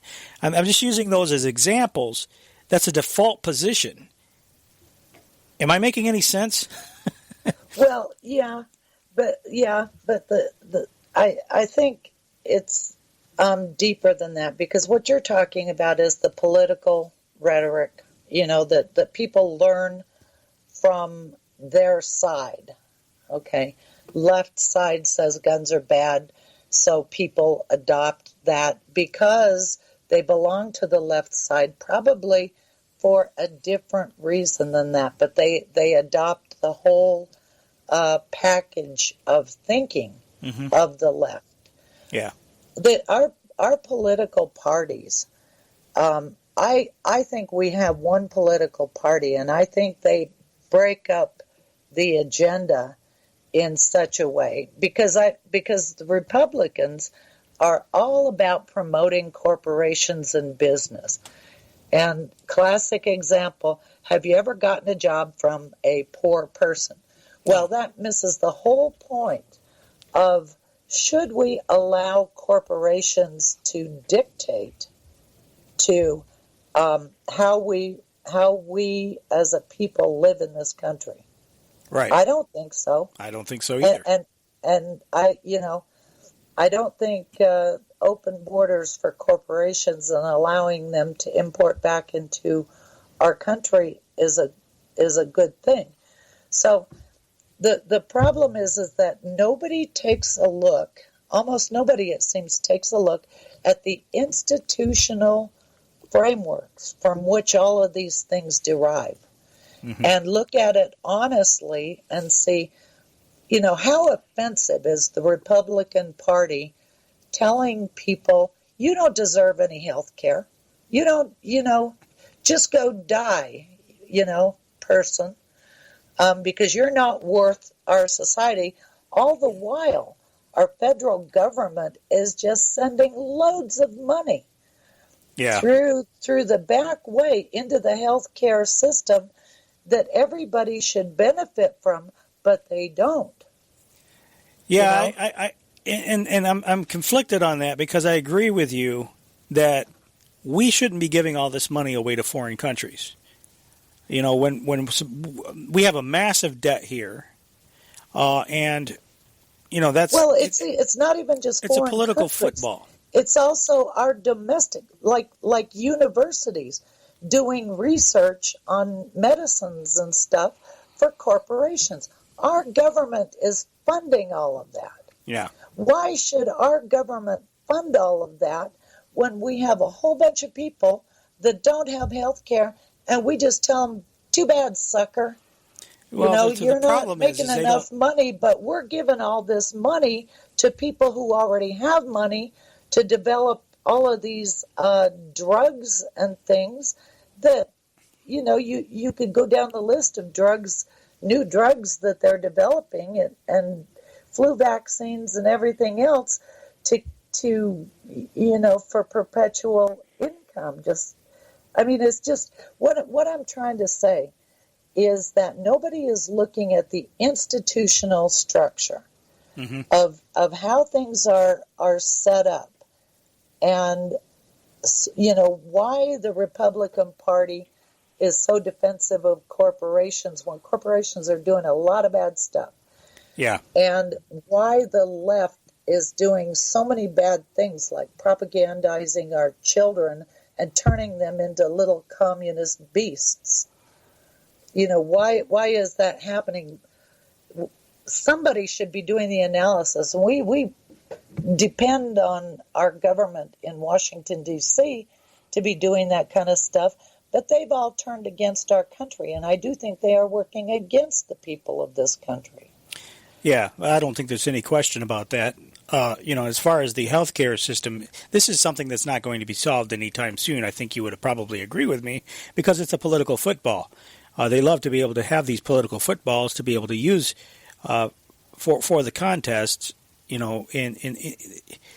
because there is a contest going on in politics. Right. And but so I think it's a false contest. Yeah. I think it was set up like a football game, so that they can change which side is running down the field at any particular moment. But the people in this country don't win no matter what. Right. They can change the team that's running down the field, but the team is still running down the field. And yes, the referees are still controlling the game, or however you want to put it. It's fixed, in other words. It's a fixed game. Fixed. That's right. Fix. But I was listening to John Stadtmiller yesterday, and I thought he had a good idea, getting back to this situation with the cops and how this meme about how the cops are so corrupt, and we had a caller last week complaining at us. I guess the point is that I was defending the cops. That's kind of what I took away from it, without recalling exactly everything that was said in the conversation. And I'm very critical of the cops. I'm very critical of police brutality. And, we've been talking about it for years here.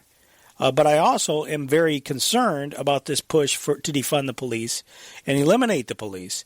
Well, Stadtmiller's idea, and I think it was, I liked it. He says we should get rid of the cops except for the county sheriff. Now, of course, I think the sheriff of the county would have to be a lot bigger, and more well-funded. But, of course, you have good sheriffs and you have bad sheriffs too. But that is the constitutional law enforcement. But at least then you would have the ability to hold them accountable in some way if they get out of line. And it sounded reasonable to me, and so I thought I'd bring it to the audience because certainly when your state cops only answer to the governor, and, of course, city police, city council, there again, you have a layer of electability with the city council, but the city councils have pretty much gotten out of control as well. There's a Florida sheriff who is serving notice. This is kind of how you want your sheriff to talk. A sheriff in Clay County, Florida, has a message for violent protesters. Lawlessness, that's unacceptable in this country. Lawlessness, that's unacceptable in Clay County. Sheriff Darrell Daniels releasing a video this week saying he'll deputize every lawful gun owner in the county if protests become too out of control. If you threaten to come to Clay County and think that for 1 second that we'll bend our backs for you, you're sadly mistaken. His remarks come in the face of continued nationwide protests over police brutality. Those demonstrations have led to an increasingly tense atmosphere between some protesters and police. But Daniel says the relationship between Clay County authorities and the public has been, quote, great and not strained. And now he's asking that same community for their help to stop violence before it happens. He also went on to clarify his department has every intention of assisting peaceful demonstrations, but any acts of violence will not be tolerated. Yes, we'll protect your constitutional rights as long as you remain under the umbrella of peaceful protest or peaceful march. But the second that you step out from up under the protection of the Constitution, we'll be waiting on you. Daniels is currently nearing the end of his first term as sheriff. He'll be facing off against 5 other challengers in a primary scheduled to take place in August. Ethan Viveros, One American News. So that's what really I think needs to happen with regard to the police. If you don't like the sheriff, you can run against the sheriff or you can elect another sheriff. But that holds a direct layer of accountability. And so there you go. There's a solution for people. Get back to the Constitution. That's the bottom line. Yeah. Unfortunately, though, it's not universally true. And the feds, through funding, have established a system, a collectivist system, where they've organized for regional 911 systems. That's why they were going after that sheriff in Grant County, Oregon. I think because and it was the 911 people that were going after him, which was very interesting. Mm-hmm. So the government is funding regional 911 systems, and ultimately there'll be a national 911 system. So yeah, the funding is a big problem. We're in a mess. Yeah. People need to look at this collectivist system. They need to look at how the government funds regions. The feds have basically bought our local officials, mm-hmm. Through economic development districts and how the money flows to the districts and, what they fund, because they always target the funding. I mean, our Congress micromanages just about everything through their legislation, and then when they pass it off to the agencies of government, I mean, it's practically like down to the letter of what the counties and cities are to do. That's why so increasingly all of our cities and towns are looking more and more alike. Yeah. Except for the physical features in the town, but everything else it's like a generic boilerplate plan. Here's your plan, implement it, and here's the money to do it. Yeah. Sorry, went up on a rant. You're fine. You're fine. I was just looking ahead at some of this stuff going on with regard to Hong Kong. There was a security law that was passed, and there's a bill pending in Congress right now to sanction China over the security law that was passed against Hong Kong. I got a report also from that with regard to, this actually comes from One America. Whoops. Let me make sure I get the right report. One America News. The Senate passes a bill to impose sanctions on China over its latest crackdown on Hong Kong. On Thursday, senators passed legislation to blacklist top Chinese officials responsible for suppressing Hong Kong's autonomy and freedoms. The bill also imposes restrictions on Chinese banks that do business with blacklisted officials. China's national security law went into effect on Wednesday, which critics say gives Beijing the power to repress Hong Kong protesters. The UK and Australia have already offered refuge to Hong Kong residents, and the US is expected to follow suit. So I guess this is really right up your alley with regard to refugee resettlement, because anytime there's any kind of turmoil anywhere in the world, there's, by virtue of that, there's refugees that try to escape the turmoil, and all of a sudden you have refugees, the push for refugees to be imported in other countries, including the United States. Yeah, we should probably explain to people what you're talking about. Okay, in the fall of 2014, I started working with a new news outlet. And the first thing they asked me to do was to find out what this refugee resettlement stuff was about, because Idaho was being flooded with refugees. And so I started researching the system, and the very first article that I wrote on the refugee resettlement system, and I, went back into history. I wrote this in October of 2014, and I'll read it to you. Have you been, and the title of this is The Refugee Weapons System. Okay, have you been watching what's going on in Hong Kong? This writer believes that what we are witnessing is the refugee game.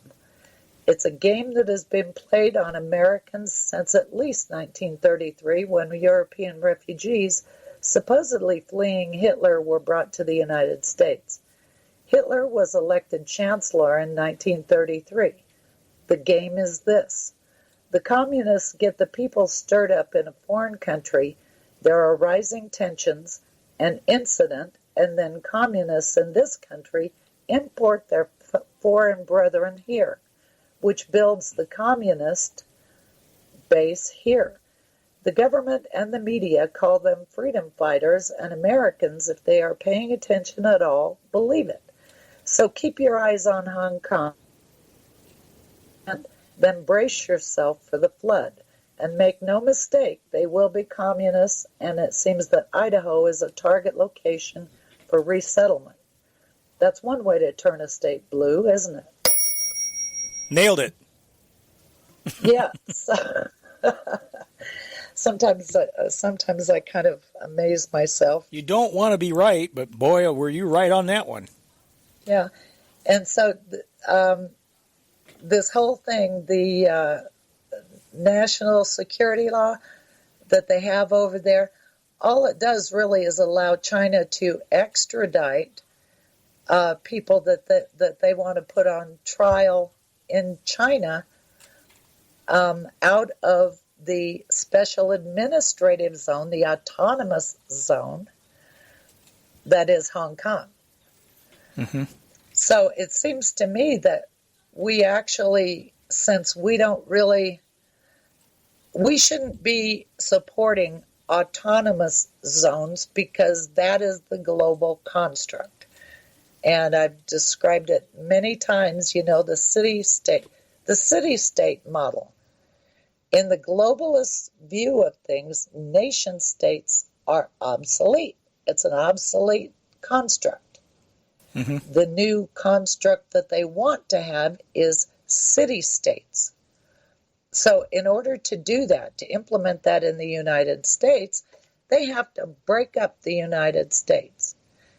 And the way that it appears that they are doing that is through making cities sanctuary cities, making them global cities, autonomous zones. Well, so, as you talk about that, I'm reminded of the Strong Cities Network. You remember the Strong Cities Network? Yeah, some years ago I didn't look into that as much as I should have. We talked about this. There's a number of different cities, and there's quite a laundry list around the world of different cities, and of course many of them are in the United States. Denver. I'm trying to pick out the ones that are in the United States. Probably San Francisco, Chicago. Yeah, I should have went through ahead of time. I didn't plan on talking about this. I should have went through and picked out the ones that were from the United States. But there's a lot of big cities, and many of them are very poorly run cities, supposedly strong. I believe Minneapolis is one of them, if I'm not mistaken. Well, if you think about it in terms of power, look at what the leaders have to, the leaders of that city are looking at. They're looking at being as powerful as a country leader.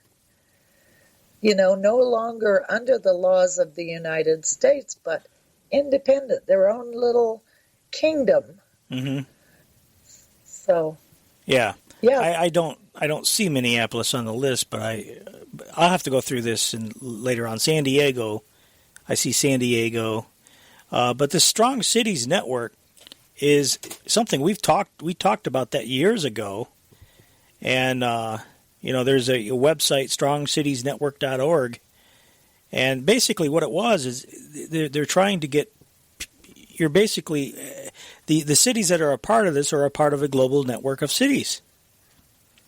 Mm-hmm. And the more, so the whole idea, I guess, is internationalizing, just like you were just talking about. And yeah, do you remember Parag Khanna? Oh yeah. Yeah. Well, he's the one that, mostly speaking at TED Talks, mm-hmm. but he's the one that has explained it most clearly, for people that haven't studied it. And he comes right out and says, the future of nations is over. They're going to a new model of interlocking networks between hubs. As a matter of fact, in that CSIS program that I gave you on Free Trade Area of the Americas, that's what this guy named, let's see. Well, while you're looking for that. Tony Wayne, or his full name is Earl Anthony Wayne. Okay. He was they're all talking about the Free Trade Area of the Americas, which not coincidentally falls right on the heels of when the USMCA took effect. Yeah. So they're ready to move to the next phase, which is the Free Trade Area of the Americas, which is the end of the United States as a nation state. Absolutely.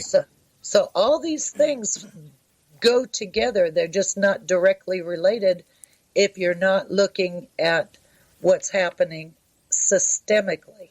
And how many other shows are talking about the Free Trade Area of the Americas right now?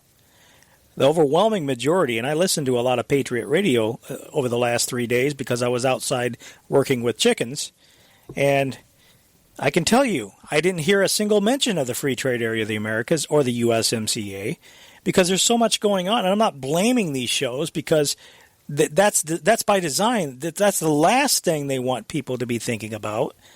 And they're keeping all of this chaos, I believe, going on to distract from what they're doing undercover, behind the scenes. I totally agree with you on that. I do. These things are moving forward.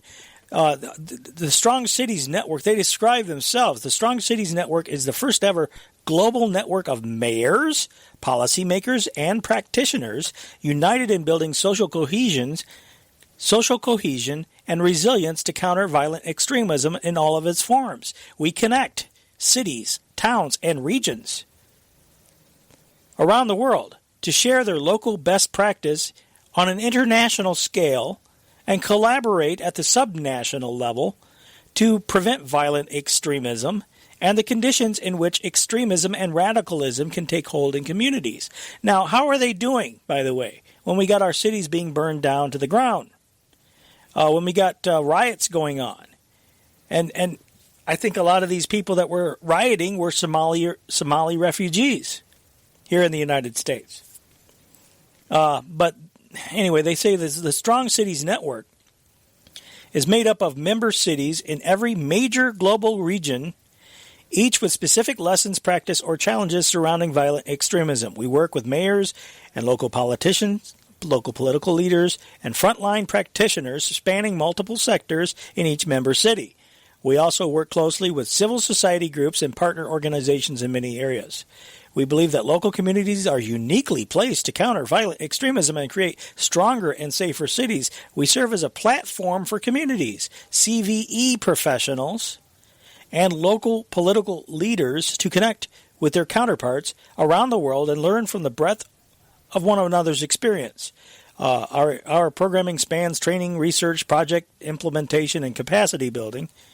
And learning resources aimed at enriching understanding of and enabling more effective local responses to the challenge of violent extremism.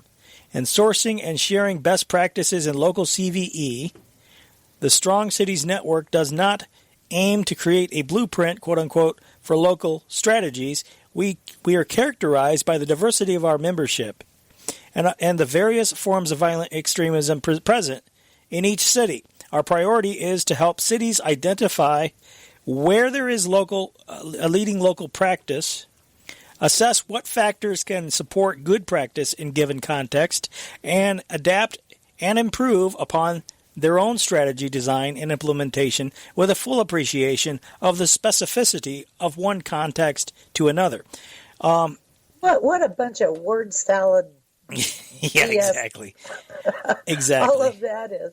I think that sheriff in Polk County, I think he is a CVE expert. By the way, CVE, countering violent extremism is what the CVE stands for. But look here, folks. Why do we need internationalized cities? Why do we need cities to be, sharing best practices around the world? The problem with this, Vicky, the most glaring problem with it, aside from the fact that it's essentially internationalizing practices of law enforcement. I mean, exactly. You have other countries. I don't want other countries' tactics for policing here. We've got a constitution here which acknowledges the God-given rights of the people, and these other countries don't have such protections. So their practices don't follow the Constitution of the United States. Their practices don't necessarily follow the Bill of Rights, and don't even that's not even on the radar. That's not even an acknowledgement. So why would I want a city in the United States to be doing quote unquote best practices? Okay, you have to understand how the global economy, the international economists look at things. They looked at government and anything that government does as competition with private enterprise. So if you have local police, they are in competition with security companies, aren't they? Yeah. So under the international rules, government can't be in competition with corporations. Mm-hmm. And so government has to divest itself of whatever business that they're in that is in competition. That sounds a lot like defunding the police, doesn't it? It surely does. What a coincidence. Isn't it, though? Yep. And so, and that's the way, actually, they are deconstructing our government, and they have been doing this since, I'd say it started with Reagan, with the deregulation, and then he tried to privatize the FTAA. Yeah. Not yet. The air traffic controllers. Oh, yeah. He fired the air traffic controllers. Right. And that started the process of privatizing government functions. Yeah. And selling off, and then under the Bush administration, then selling off government assets, including our highway systems. Okay, so we as taxpayers, we built those highway systems, but then under this new paradigm where any service that government provides, anything that government does is in competition with private enterprise, has to be offloaded. And that's how you end up with having to pay individually for every single thing that you do. Yep, that's exactly right. Because the benefit of a government is to collectivize money so that we can have things in common, that we share in common, like the roads, like the police, like the fire. Mm-hmm. Yeah, absolutely. All of these services that we expect that our tax dollars will pay for, they are privatizing all of those things. Yep. So there you go. There you go. All right, let's go to the phones. Let's talk to Dan in Kentucky. Hello, Dan. You're on the air. Happy 4th, you all. Great show as always. You know, in the 80s, Jane Jacobson did a lot of useful studies that could be resurrected and used about import replacement cities, and that would counter a lot of this globalism. This is really the dialectic, and Hegel is a failed philosopher. I audited Carol Quigley in college whenever I could, and he did the private papers for the CFR, and he said, we use anybody, we don't care what their ism is. So they want to fit them in, like you said, Vicky, with these institutions, and what they're doing is they're creating the neo-feudalism of world city-states to control the world that way. But as far as the dialectic, the Marxism always fails because the dialectic is wrong. Hegel should have used Newton's law of opposite reaction, but that's not what they do. The problem reaction solution proposes that they have a fake antithesis with this to create the synthesis they want. So let's say you have the word black, the opposite could be red, like in finance, or, you know, white or something else. The opposite is not the same, but there's a level in the mind, in culture, that is Boolean. And if you do a Boolean search on the computer, you can do like, well, I'm in Kentucky, so you can do horses and Kentucky, horses or Kentucky, or horses not Kentucky. Mm-hmm. So there are only 3 logical operators for that. And what they do, and Hegel failed in doing this, and the Marxists always fail, is they put in a false opposite to get a solution they want, and they do that through intuition. But we live in a culture where Bush said, you're either with us or against us. So everybody that is not either Republican is a Democrat or vice versa, and that's why, like you said, the one party can control it all. I was really lucky because my father was one of 18 in his company of 228 that survived from Normandy to almost Berlin, where Ike told them to retreat. They didn't, and they had more casualties the last 2 weeks of the war because they refused to retreat. And he always told me about, you know, the Russians taking over all these countries that nobody knew, like Estonia and all that. And he met the Russians and saw how their troops acted like pigs.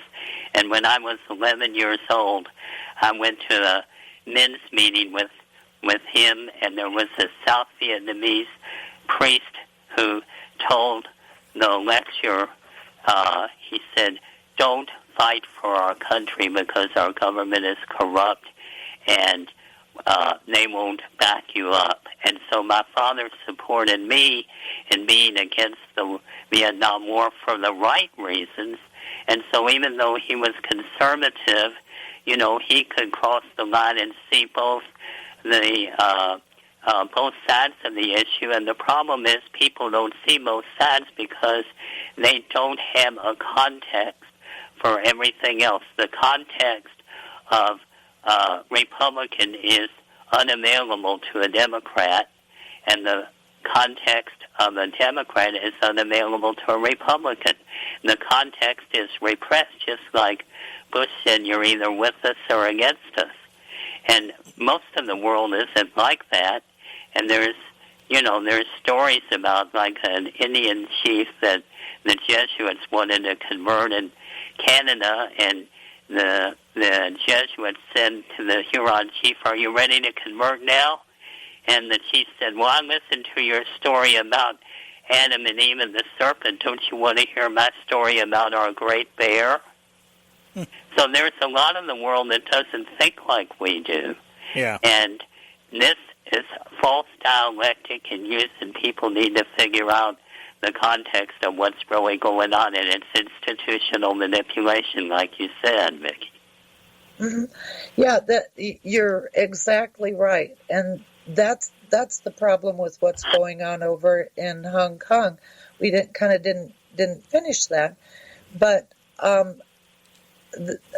people like Steve Bannon and Epoch Times, a lot of these news outlets are looking at the rioters in Hong Kong and saying they're freedom fighters.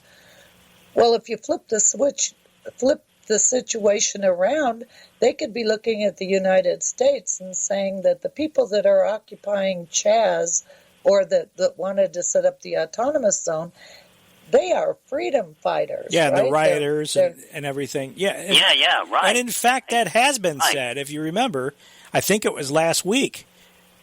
I believe it was last week or the week before on this very broadcast, we read the tweet from UN Geneva that addressed them as such. Something to that effect. I don't know if they used exactly the words freedom fighters, but it was something heralding the Antifa group or movement or whatever you want to call this thing. And then the tweet was later deleted after they got a lot of pushback. Uh-huh. But we got it up on the show notes to see how it would fly. Yeah, I think they really meant it. I think they really believed it. Well, they did, but I mean, they want to see what people would, yeah, up with it. Another thing, you talk about efficiency and the technocratic society. Since the dialectic they use is not effective because it's contrived and it's not meant to be effective, the only other option they have is efficiency. So the more inefficient they are, the more they siphon off money for corporations or politics or whatever, they're going to get that from using us up and transhumanism. They don't care. So their goal is efficiency and not effectiveness. And effectiveness is really, really important because you can be efficient and be an idiot. And that's what they are because that's their manipulative system. But anything that is efficient and not effective is totally useless and inhuman, and that's where they're heading with us. Yeah. Yes. Very well said. Well, God bless you all. God bless you, sir. Thank you very much. Appreciate it. Yeah, that's the last thing I want to be is an efficient idiot. I worked with a lot of them. Yeah, me too, unfortunately. I'll tell you what, we're at the end of the hour already. Time's flying by, whether or not you're having fun. And hour number 3 is straight ahead of Government America. Lots more to come. And I want to continue with this Hong Kong thing because you're right, we need to talk a little bit more about it. Stay with us, folks. Hour number 3 of Government America, straight ahead. Don't go away.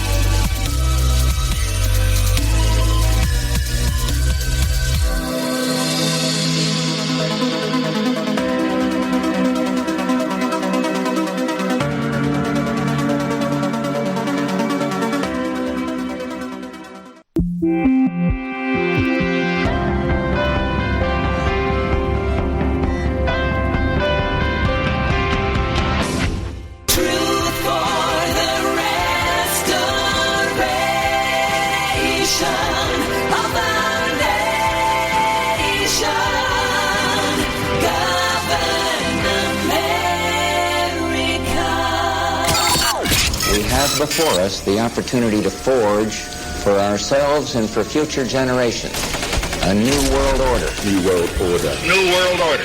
This is a moment to seize. The kaleidoscope has been shaken. The pieces are in flux. Soon they will settle again.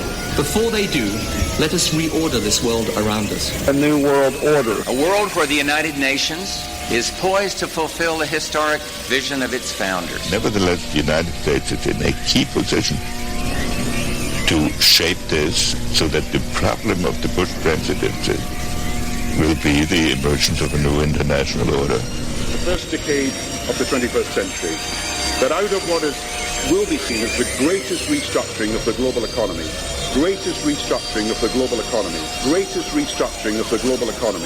a new world order was created. Documenting the crisis of our republic. The very word secrecy is repugnant in a free and open society. And we are, as a people, inherently and historically opposed to secret societies, to secret oaths, and to secret proceedings. Waging war on the New World Order. In the councils of government, we must guard against the acquisition of unwarranted influence, whether sought or unsought, by the military-industrial complex. This is Govern America with Darren Weeks and Vicky Davis. Welcome back to the broadcast. This is hour number 3 of Govern America. If you're listening on the 4th of July, 2020 at 1 p.m. Eastern Daylight Time, then we are, in fact, live. If you're listening any other time, we aren't. Simple as that. We were talking about the UN Human Rights tweet that the United Nations put out before the break. I located that. That was actually on June 20th, 2020 that we talked about it here. And the tweet was actually put out the day before. It says, UN human rights experts express profound concern over a recent statement by the U.S. Attorney General describing Antifa and other anti-fascist activists as domestic terrorists, saying it undermines the rights to the freedom of expression and of peaceful assembly in the country. Yeah, Antifa is so peaceful, aren't they? But that just goes to show you the worldview of the UN in all of its tentacles, and it does have a lot of tentacles today. Right. It's a fundamental flaw of global governance. Yeah, absolutely. Are you talking directly into your microphone? Yeah. Why? Can you hear me? Yeah, you sounded a little bit quieter than you normally do. And anyway, so go ahead. This is a crummy microphone. I need a new one. Sorry. That's all right. We'll get by. And so anyway, so that's the situation there. And like I say, we have that in the show notes of the of that particular broadcast. We'll probably put it again in the show notes for today because it's gone now. They deleted it after they got a lot of people upset at them about that. But, you know, that just demonstrates exactly where the United Nations is coming from. All right, back to Hong Kong for a second.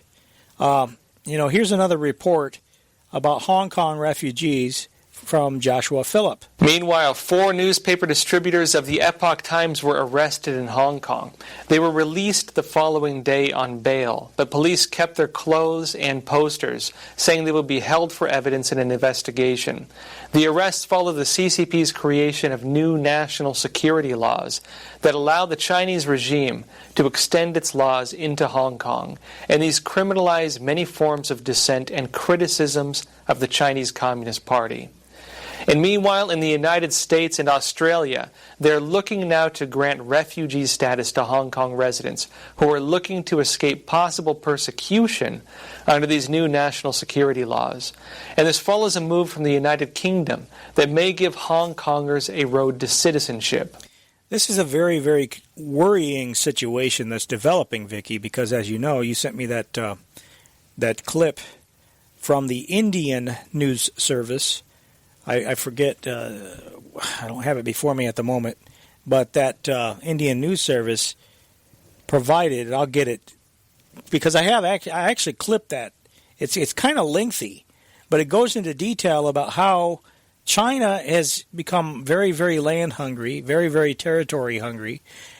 They are doing their best they can to try to extend the empire, and they're conquering the world. And they've just extended their control over Hong Kong, The people living there are suddenly going to be under totalitarian rule. And now they're trying to take Vladivostok, right? Yes. They're claiming Vladivostok, which is a Russian city. Yeah. Yeah. So, and of course they've had this long disputed thing with Taiwan, and the idea is, two countries, one system, I think is what they've been going by, but it's only which is not coincidentally the global model. Mm-hmm. The cities have a different system than the country as a whole, and ultimately the country as a whole will disintegrate. That's how the nation states are collapsing. It's a formula. You know, the whole thing is a formula. And you can see the patterns of it everywhere. Yeah, this Indian news service talks about how China is in the process of trying to conquer 21 nations. They have land in 21 nations that they're laying claim to. It's really very alarming.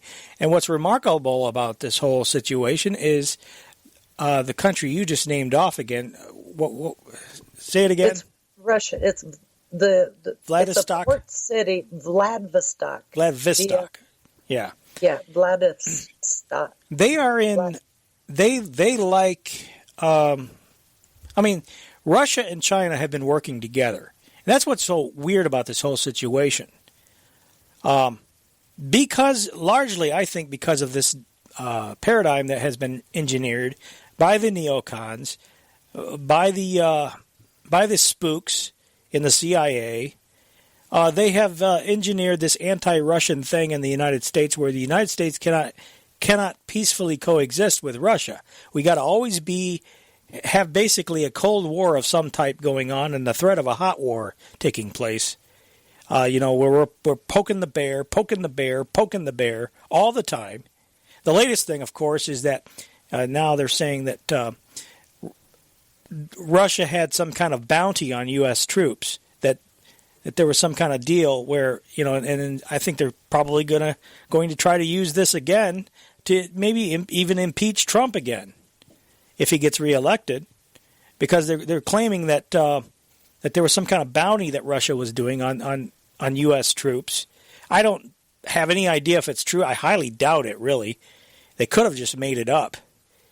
But this idea, and then, of course, there was a change in the Russian constitution, which supposedly allows Vladimir Putin to stay in office or in power till 2036 or some kind of year. I forget all the details, but for a long time anyway.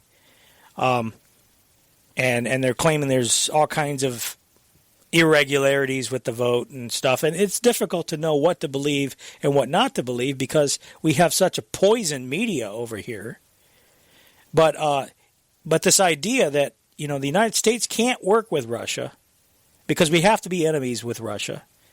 And it's been engineered so Russia pivots to China. And because around the world, the State Department's doing all of this stuff to create or build upon the United States empire, and to, as a counterweight against that building of empire by the United States State Department, we have China and Russia working together. But the problem is China can't be trusted. China can't be trusted at all. And this report from India demonstrates that perfectly. Now, you would think that a country like China, beset by challenges, facing unprecedented global anger, would do everything to keep its allies close. Allies and friends like Russia, which have stood up for Beijing when everyone slammed it. Russia, remember, was among the worst hit countries by the Wuhan virus, remains one of the worst hit. But Russia has not blamed China. It has not censured China on Hong Kong. It has not spoken against Huawei. How has China paid back? By claiming ownership of a Russian city. It's incredible how insatiable the dragon's appetite for territory is. The city in question is Vladivostok, a Russian city that once upon a time belonged to the Qing dynasty. Russia took control after China's defeat in the Second Opium War. China ceded the region to Russia under a treaty it signed in 1860. And since then, Vladivostok has lawfully belonged to Russia. But Beijing dismisses treaties that do not suit it. It has mastered the art of distorting history and disobeying rules. So now China's wolf warriors have started a campaign against Russia. What triggered it? After all, Russia has had Vladivostok for 160 years. The trigger, we can tell you, was a social media post by the Russian embassy in China, a video about the city on the Chinese micro-blogging site Weibo. The video was meant to celebrate the 160th anniversary of the founding of Vladivostok. What followed was a backlash from China. China's wolf warriors across the world posted messages. On your screen is one such example, a post by a certain Shen Shiwei. He's a journalist, or calls himself one, at the state-run CGTN. He said this tweet of the Russian embassy to China is not so welcome on Weibo. The history of Vladivostok is far from 1860 when Russia built a military harbor. The city was Hai Shen Wei as Chinese land before Russia annexed it. Chinese land. This statement was echoed by several Chinese diplomats who clearly forgot their own government's land grab. Social media, though, was quick to remind them of what China has been up to. So they tried some damage control. Shen Shiwei posted again, this time taking aim at the Indian media. Let me quote, "Please be professional," he says. No twist. Some Indian media, Russian embassy's celebration on Vladivostok recalled bitter memories of those humiliated days in the 1860s for Chinese. Nothing related to land claims since border treaty was signed, unquote. Well, China complaining about humiliation and land claims seems a bit odd because the speed and scale of its own land grab is incredible and unprecedented. China is pushing its borders and swallowing land in at least 21 countries. Okay, so she goes on to demonstrate or name off some of these countries. I don't know if you had any comments so far, Vicky. That is a really good report, and actually it kind of parallels the storyline, kind of parallels what's going on in this country, right? Yeah. With the Indians and the Native Americans, as they like to call themselves, reclaiming land that doesn't belong to them. You know, it may have belonged to their ancestors, but their ancestors are long gone. And again, we are Native Americans. If you're born in the United States, you're a native to this land. I've got no other place to go. So if I don't have right to land here, where do I have a right to land? That's the question. And I don't know what the resolution is, but in the 1960s, there was a UN resolution about returning the colonies to the countries or to the peoples that the lands were taken from. Yeah. And so I mean, this all goes back to the UN. Mm-hmm. And all of the troubles, global trade and all the rest of this stuff are all from institutions that were built post-World War II that supposedly were designed to end war, but all we've had since they were stood up is war. Isn't it amazing, Vicky, that every solution that's being put forth, the solution is always that you have to have less United States, the breakup of nationhood. Every solution. I mean, if it's a problem, you got to have a breakup. The breakup of the United States, for instance, is the solution to the problem. Yep. I mean, when all roads lead to one direction, who's paving the roads? That's the question I have. Anyway, yeah, but it is kind of our ancestors, our fathers' generation that was responsible because they're the ones that stood up these international institutions. Yeah. Well, and it was supposed to be about diplomacy, but somehow it devolved into economics. Yeah. And it's just a disaster. When you look at the organizations that were set up and what they were supposed to do and what they have done, it's just a complete disaster, the whole international system. Yeah, exactly. All right, let's continue here. I've come with a list and a map. Let's start with the Philippines. China claims parts of the Spratly Islands. It does not matter that the International Court of Justice has rejected this claim. The court has clearly said these islands belong to the Philippines, but China is not known to obey or abide by orders. Then we have Indonesia. China claims fishing rights in waters near Indonesian islands. China is also engaged in a dispute with Malaysia. It claims islands included in Malaysia's exclusive economic zone. Next on our list is Laos. China claims large areas of Laos on historical precedent. That's the term they use. Next, Cambodia. China claims parts of Cambodia too, again on historical precedent. In Thailand, China has been dredging on the Mekong River since 2001. Time and again, the Thai cabinet has scrapped Chinese projects. The last instance was in February 2020, this year. Then we have Vietnam, standing its ground against China's territorial claims on several islands. In return, China targets Vietnamese fishing boats. In the East China Sea, Beijing is engaged in a land dispute with Japan. The Senkaku and Ryukyu Islands are the big flashpoints. In North Korea, China has a continuing dispute over Mount Baekdu and the Tumen River. In South Korea, China claims islands in the country's exclusive economic zone, and this is on good days. On bad days, China claims the entire South Korea, again on historical grounds, whatever they are. In the West, China has an ongoing dispute with Tajikistan dating back to 1884. China also lays claim to over 34,000 square kilometers of land in Kazakhstan. In Kyrgyzstan, China says the entire territory should be a part of the Chinese mainland. In 1999, it forced Kyrgyzstan to hand over 1,250 square kilometers of land. And then we have China's communist comrade, Russia.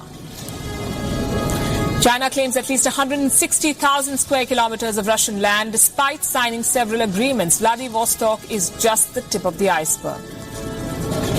These were 13 countries. I have 7 more. India, Nepal, Bhutan, Taiwan, Brunei, Mongolia and Singapore. A total of 21 countries then. China is trying to steal the territory of 21 nations. And the list of China's military moves against these countries is even longer. It has targeted Japanese naval ships. It has encroached Indonesian fisheries. It conducts unwarranted drills near Taiwan. It has deployed exploration vessels near Indonesia. It has given Chinese names to disputed islands. I could go on, but you get the point. China under Xi Jinping has a dangerous hunger for land that belongs to others. And it doesn't matter who the others are. Small islands, big neighbors, nuclear-armed neighbors, even so-called friends. China's expansionism has no filters, even for Vladimir Putin's Russia. Yeah, if that doesn't alarm people, then your alarm is broke. Yeah. I mean, this is very blatant and in your face, and you could say, well, this is just Indian news propaganda. I don't think so. So, just based upon what we're seeing right now with Hong Kong, and we know Taiwan. You know, I had no idea that they were laying claim to so many different countries, you know, and then they build these, I don't even think they mentioned the islands that they built, the man-made islands, you know, which gives them under the law of the sea, you know, more claim because a certain amount of your coastline, you know, a certain number of miles off your coast is considered your territory under the law of the sea. So that's another issue. The fact that they're creating exclusive economic zone or something like that. So I think it extends out for like 100 miles. So yeah, I don't recall exactly what the number is, but it's significant enough that the fact that they're building man-made islands, that's a real cause for concern. I'll tell you, we got a couple of calls on the line. Let's go ahead and go to the phones real quick and knock out some of these callers. Hello, this is, I don't know where this location is, but go ahead, caller, you're on the air. Calling from New York. Oh, okay. What's on your mind? How far is United States naval forces from the China coastline, the mainland? Well, we have presence all over the world. I can tell you that. Vicky? I watched a defense video a few days ago, and there were like 3 or 4 carrier groups headed for the South Pacific.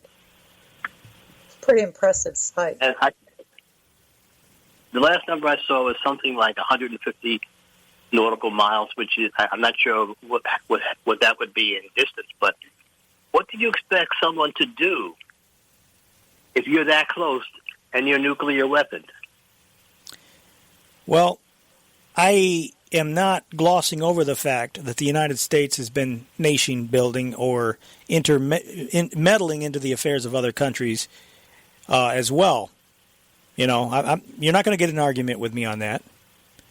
Certainly, we have been minding other countries' business for as long as I can remember. So that's a very valid criticism. However, to suggest that China doesn't have their own ambitions to conquer territory, I think would be a dismissal of what is very, very clearly the truth.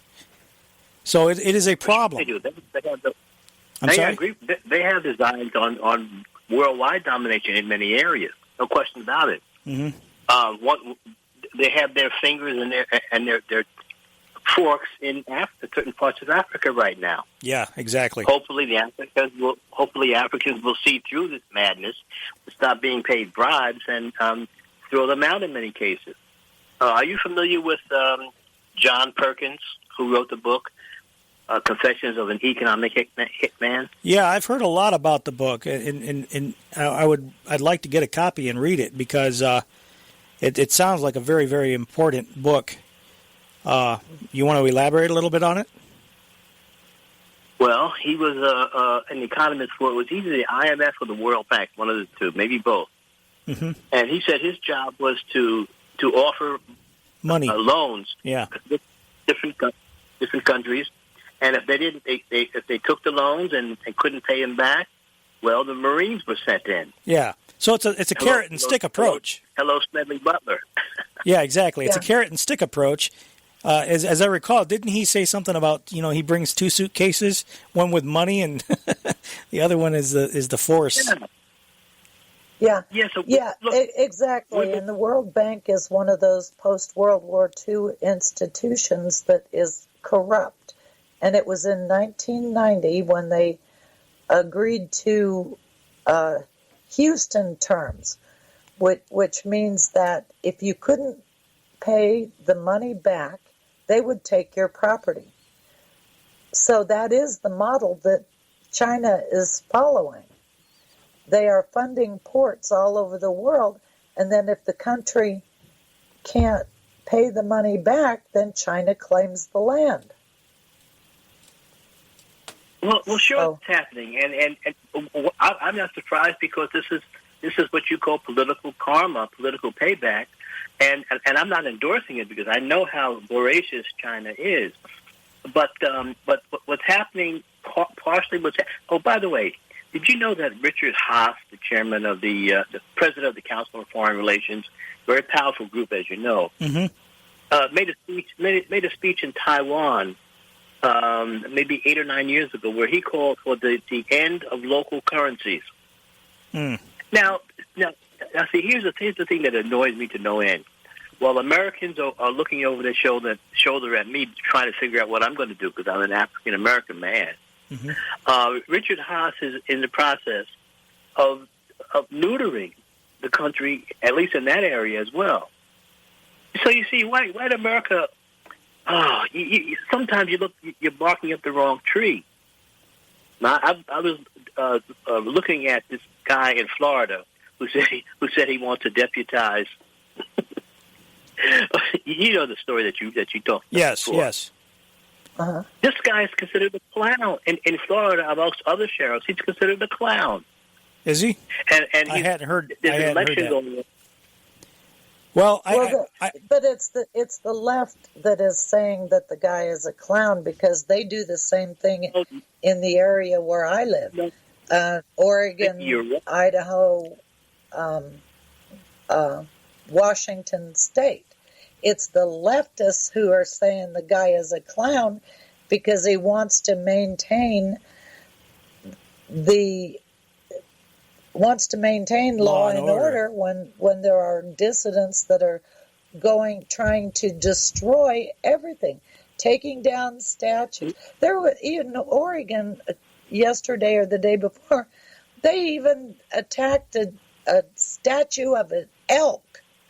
An elk is an animal, you know. Yeah, it's not a political thing at all. It's just, and so. Go ahead, caller. We can't hear you when one of us are talking. So go ahead. Yeah, go ahead. Florida, and residents of Florida, especially other potentials, because there's a sheriff's race going on.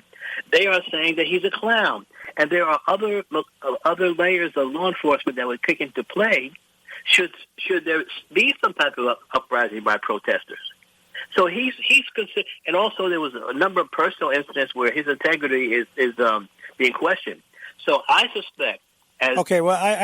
Without specifics, I can't address non-specific. And saying that he's a clown is an ad hominem. Hold on. Wait a minute. Let me talk. You can't talk over me because the system is designed to duck the caller when I'm talking. But I just can't hear you. Oh, okay. Well, that we can probably address. I wasn't aware of that.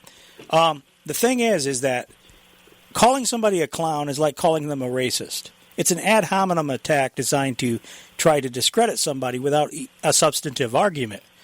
And if you don't have a substantive, I'm not talking about you, I'm talking about in general people, if they don't have a substantive argument, then they resort to ad hominems because that's all they have left, and that's an emotional argument, which is the weakest argument.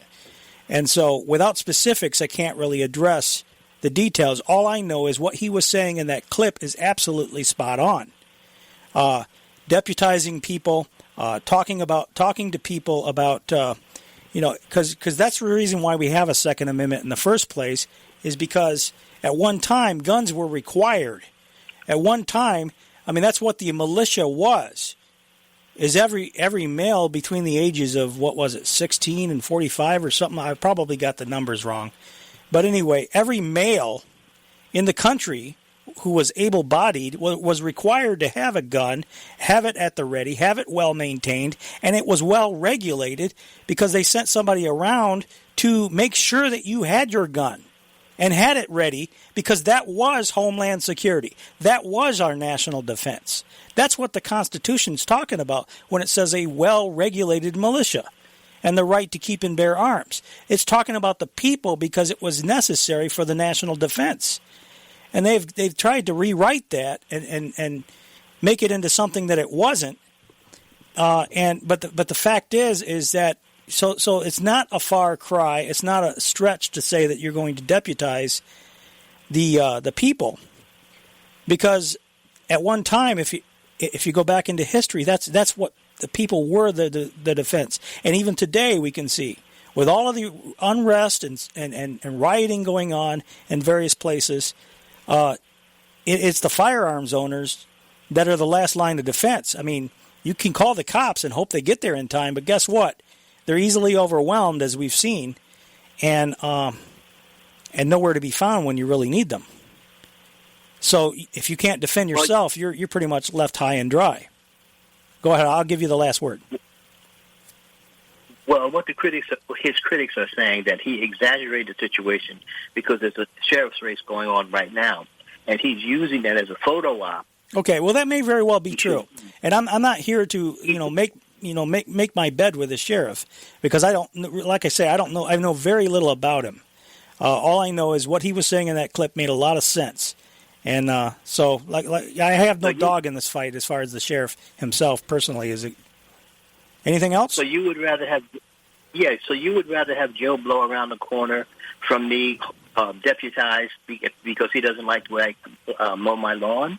No, that's not what I'm saying at all. No, that's ridiculous. No, But that's the potential possibility. Well, there's a lot of possibilities, sir. The thing is that the point is that if somebody's properly trained in the use of a firearm, and by properly trained, I mean they know how to use it.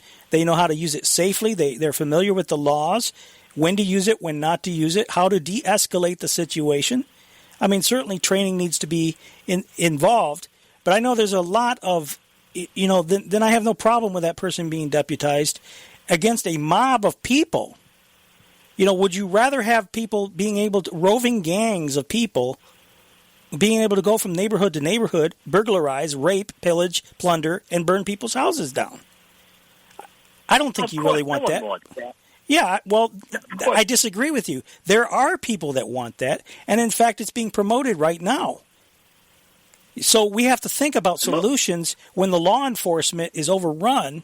We have to think about solutions to be able to deal with the problem of how do you keep order and how do you defend a population that would otherwise be defenseless. I'm sorry? Right. Well, let me say also that the media is calling the protesters in Seattle and in different places, they're calling them peaceful protesters. When we're watching these people that they're calling peaceful protesters, we're watching them do things like riot, loot, all kinds of bad set stuff. Fires and clobber people with 2x4s. Right, they are not peaceful protesters. Yeah. So the fact that some people in that area are calling that sheriff a clown, it sounds to me like he's a good sheriff. Well, he may. I don't know the sheriff, like I say, and I don't want to focus too much time on him because I don't know him. I mean, there may be other ways that he is a clown. I don't know. But all I know is what he said made a lot of sense to me. Hey, sir, I appreciate the call. I hope you'll call back. I enjoyed it. But we have to move on. We got another call. I appreciate it. All right, let's go to, I believe this is Georgia. Hello, caller. You're on the air. Go ahead, please. Hey, guys. It's me again. Yeah. This won't take but just a second. First of all, I love what that sheriff says, and for anybody that isn't familiar, the sheriff actually has the authority to deputize anyone he believes is qualified to follow orders and uphold the law. Mm-hmm. And it doesn't matter if you're a convicted felon or not. Well, he's elected by the people. That's the thing, is there is a remedy if he does turn out to be a clown and he's not doing the right thing. There is a remedy for that, and that is vote him out of office. Call an election. There you go. Or you could recall him. It's called another election, and there is a process called recall. Mm-hmm. And so it does work. But even if you're a felon, if the sheriff knows you and knows that you have reformed yourself and you've grown and developed and evolved into the right kind of person, he can deputize you. It doesn't matter. Anyway, what I really called in about, just real quick, when that clip about that lady was talking about the parts of China, mm-hmm. the parts of the world where China's trying to 21 nations. Let's not forget, ladies and gentlemen, if China ever decides to call in what the United States owes due to China's purchase of U.S. debt, say goodbye to your roadways, your toll roads, your railroad tracks, and all of your ports of authority, and your shipping ports, and all of that, because guess who owns the vast majority of them now? Yeah, well, it'll be some foreign country. It might be reality. And it might be Spain, because we know that Centra's involved in this, as they were back when they tried the free trade area of the Americas back in it, earlier in this particular century. What was it, around 2005, Vicky, that they were pushing for the North American Union and all the FTAA stuff? It was the early 21st century, and here we are again in 2020 talking about it again. And certain people said it was dead, it had been killed. Guess what? Yeah. Nothing's really killed. And you don't ever it was this stuff. If anything, they just put it on the back burner for just a temporary until you forgot about it. Then you bring it right back out. Yep. Anyway, thanks, guys. I know you got more to get to, so we'll talk at you another time. All right. Appreciate it, Art. Take care. All right. So, moving along here, I mentioned earlier about the Russia thing. Oh, there's one thing. Before I get to that, let me get to this. This is something you might find interesting. We were just sharing a report from an Indian news agency, but Alan Wall writes, and this is fascinating, Vicky, because this not only talks about, we're talking about refugee resettlement. What we're talking about here is the fact that they bring a lot of the culture, a lot of the beliefs, religious beliefs. Now there's a process. They're literally importing the Indian caste system. Listen to this. This is Alan Wall writing just a couple of days ago. Labor discrimination has been an ongoing issue in recent decades in our country. We even have a federal bureaucracy, the U.S. Equal Employment Opportunity Commission, or EEOC, to make sure private companies don't discriminate on the basis of, quote, the person's race, color, religion, sex, including pregnancy, gender identity, and sexual orientation, national origin, age 40 or older, disability, or genetic information. And it also is illegal to discriminate against a person because the person complained about discrimination, filed a charge of discrimination, or participated in an employment discrimination investigation or lawsuit. Well, get ready to add another discrimination category, one not currently recognized by U.S. labor law, the Hindu caste system. The Hindu caste system is an ancient system in India related to the Hindu religion, the history of India, which divided the population into tens of thousands of social groups called castes. The castes determined one's social status, neighborhood, profession, and choice of a marriage partner. At the top of the caste system in old India were the Brahmins, the priests, and intellectuals. At the bottom were the Dalits, or untouchables. And he links to a chart. In 1950, the caste system was prohibited by the Indian Constitution, but abolishing a millenary social arrangement is easier said than done. Okay, I want to skip down here in the interest of time. On June 30th, Reuters reported that California's Department of Fair Employment and Housing is suing Silicon Valley tech company Cisco Systems Incorporated for, quote, discriminating against an Indian American employee and allowing him to be harassed by two managers because he was from a lower Indian caste system than them, unquote. The two engineering managers, no longer with the company, are accused of harassment for internally enforcing the caste hierarchy. The alleged victim of harassment, you see, was a Dalit, or an untouchable. He's at the low end of the totem pole. The Reuters article reports that, like other large Silicon Valley employers, Cisco's workforce includes thousands of Indian immigrants, most of whom were born Brahmins or from the higher castes. So most Indians working in the U.S. high-tech industry are from upper castes, but there are Dalits working in the U.S. also. They were the subjects of a 2018 survey in which 67% reported feeling that they were treated unfairly, and a quarter reported physical assaults. The Cisco case claims that in 2016, one of the two managers outed the victim as a Dalit to company colleagues. This victim reported the manager to Cisco Human Resources, and the manager is accused of retaliating, but Cisco determined caste discrimination was not illegal. Well, technically it's not, as the Hindu caste system is not, or wasn't until recently, a part of our business culture. Anyway, I thought that was very fascinating, but it's one problem associated with allowing all. The problem is people need to be able to come into the country, not on all these specialized visas, and it's a problem with flooding our country with people that are not aware or will not assimilate into U.S. culture. Right. Well, they come here for economic reasons, for jobs, not because they want to be Americans. Mm-hmm. And with the temporary worker visas, supposedly temporary, but they turn out not to be, they're bringing their culture. The United States is importing all of the cultures of the world, and we're having cultural clashes. Yes. It's like the Tower of Babel. Yeah. You know, they're turning our country into the land of Babel.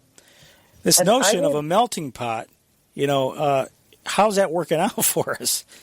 Yeah, they knew that wasn't going to work. The only way a melting pot works is if you bring some in and you let them assimilate, become Americans, like the second generation or third generation, and then there are Americans just like us, no different. Yes, exactly. And that's exactly right. I mean, that's why we have those processes in place, and has historically, is to make sure that they understand our values, our culture, what the language we speak, the history, which is being destroyed right now. But there's a reason why we have all this. Everything in the U.S. is being destroyed. Our history, our culture, our language, everything. Yeah. It's like, well, they're crashing our culture right along with our nation state. So absolutely. All right, so back to Russia. I just wanted to throw that in there because it's very germane to what we've been talking about. So what's the new? Earlier I was talking about the troops and how Russia supposedly had a bounty on the troops. Congressional leaders are now briefed on intel that Russia allegedly offered bounties to kill American troops in Afghanistan. Okay, intel. Right there is where we need to pause and think. Intel. Whose side? State Department's working against our country. Absolutely. So anything that the State Department has to say, I discount totally. Yeah, can we trust these intelligence spooks? And I say, The National Intelligence Director and heads of the CIA and NSA met with the Gang of Eight on Thursday. That group includes House Speaker Nancy Pelosi and Senate Majority Leader Mitch McConnell, among others. What could possibly go wrong? Questions continue mounting about if the allegations are true and if the president was aware of them. The White House says the president was not briefed before this week, claiming there was no evidence to back up the allegations. So that it's unverified intelligence. It's continually being assessed, and the Department of Defense has said they do not know of any Americans that have been killed in relation to this unverified intelligence that's currently being assessed. The House and Senate Intel committees are also being briefed on the matter. Okay, so there's one to watch in the coming days, Vicky. Mm-hmm. Yeah, and getting back to Hong Kong again, just a second, there will be a massive migration of people from Hong Kong, and amongst those so-called freedom fighters, there will be communists, guaranteed. Yeah, there you go. All right, moving along here. You know we had the CARES Act, and the government's handing out a lot of money to the people. They're talking about now another stimulus that they're going to hand out. But in the meantime, they're trying to get some of the money back because they've been giving a lot of money, a lot of COVID stimulus money, apparently to dead people. Kentucky Senator Rand Paul is claiming a victory over the struggle against government waste in the form of legislation approved by the U.S. Senate to require the Treasury to reclaim COVID-19 stimulus money that was sent to dead people. Outrageous. Can you imagine over 1 million people, dead people, getting checks from the government? You'd think we could have some bipartisanship on that, and we actually did. Actually did, says Paul, get unanimous consent, that is, in the U.S. Senate, to pass a bill introduced to recover COVID payments totaling some $1.4 billion sent to dead people, and to stop similar future payments, says the Kentucky lawmaker. I ask unanimous consent to pass a bill that would say that the 1 million people who are deceased, that we should cancel their checks at the very least, try to get that money back, put it back in the Treasury. And it was from a snafu. The Social Security Administration apparently knows when you die, but they don't tell the Treasury.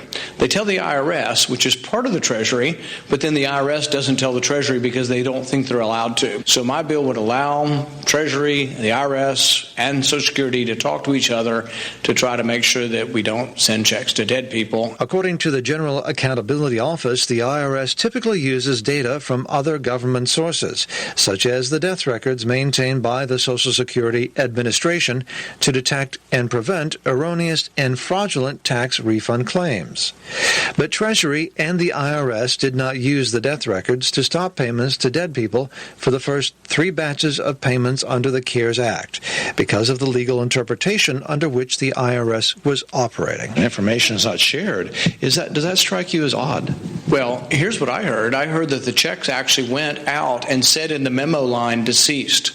But they didn't know how to stop it before this happened. That's how terribly run your government is. And you wonder why we waste millions and billions of dollars and why we're so far in debt. It's because they can't even figure out how not to send checks to dead people. Paul is optimistic the House will approve his bipartisan bill, which may be just in time for another round of COVID-19 stimulus checks, which could come later this summer. John Hines, One America News, Washington. What do you think of that? I think that says that there's something wrong with the systems, because I know that the IRS and probably Social Security used to be really careful about their systems, and in the 1990s, under the new paradigm of redesigning systems of government, the IRS systems were one of the first systems targeted. And I know that the contractors that were working on that, I do believe, this is my opinion, that they were sabotaging the systems and that it was intentional. Because, of course, that's the country's revenue. Yeah. And the reason why I know it was so bad is because the government, when they would contract out, the contractor was usually late and had underestimated, and they'd renegotiate, but that information would never come out. The government would just deal with it. When it came out in the newspaper that this contractor was so bad that they had gone through several iterations of delays and over budget and all of that. When it came out in the newspaper, my husband and I talked about it, and said they must be really bad, because reporting this is not something that's done, because the government doesn't like scrutiny of the public. So it had to have been really bad. So whoever they got to contract for those IRS systems, contractors with IT systems are really bad. Mm-hmm. And I would suspect, I'd look at Lockheed first as being the contractor. Lockheed or IBM, one or the other, as the contractor. Just saying. Yeah. Well, interestingly enough, and by the way, I do have some other news items that New York is issuing, getting back to the COVID-19 thing for a second. No right to remain silent. New York issues subpoenas against those who refuse tracing, the contact tracing. It says New York has gone full Stasi. You no longer have the right to refuse government intrusion into your life. So they're getting more and more draconian with this contact under what law? Tracing stuff. Under what law? Color of law, I would say. Not real law, but they're acting like dictators. That's exactly what they're doing. In the meantime, PJ Media says has a headline: Oregon emergency bill would suspend due process amid COVID-19 pandemic. So due process is on the table. So they're becoming constitution-free zones, right? Well, it certainly does. That certainly isn't constitutional. Not under the U.S. Constitution. I don't know what the state constitution looks like. And I don't have a whole lot of faith in courts to set these people straight either. Yeah, I don't either. Because we've had a lot of, in fact, I'm toying around with going to the Capitol today because there's an event right here, going on right now, 9 a.m. to 9 p.m. tonight, Eastern Daylight Time, where at the Capitol there is a petition to withdraw, to recall Governor Whitmer here in our state. And we have a group that's trying to recall our governor, too. Yeah. I've got things to do around here, but I may end up going up there because I would like to help participate in that, because this woman's become a dictator. And unfortunately, there doesn't seem to be anything anybody can do about it but recall her at this stage of the game. And there's a lot of people upset. And they're talking about locking the states back down again because, it's a second wave, Vicky. Second wave's coming. Second wave's here. They're claiming there's all these COVID-19 positive people. Now, number one, we know that the diagnoses are bogus. But we also know they're doing more testing, too. And so if you do more testing, you're going to find more cases.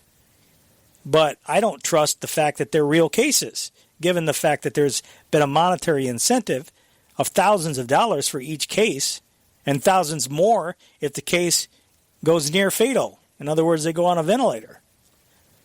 So given all of these... nothing trustworthy about this whole COVID thing. It's all politicized. Yeah, the Boise mayor just made her declaration that everybody must wear masks indoors and out. Yeah. Here we see from News Channel 8 in Florida, 33,000 Floridians who took COVID-19 test may have incorrect results, Advent Health says. So how accurate can we say the numbers are when they can't even put out accurate tests? That's the question. Vaccine Impact also has a headline dated, it couldn't be today. Anyway, FDA criticized as COVID tests still not accurate, but U.S. starts second lockdown anyway. So they're in the process of trying to use all this stuff, and I know a lot of the talk shows have been talking about masks. I understand Texas, and there's other states as well. I think Dan in Kentucky, when he called in, he mentioned that his governor there is making masks out in public mandatory. I know I was listening to, I was listening to Statmiller yesterday, and the governor there in Texas is making masks mandatory, at least for high COVID-19 positive counties or areas. So how, and I think, Sherry in Kansas, who is Roger Mundy's wife, our good friend, the late Roger Mundy, she called in to one of the shows, and I think it was Statmiller's show, and she said that they're doing it out in Kansas as well. So I figure it's probably only a matter of time before they try to do it here in Michigan.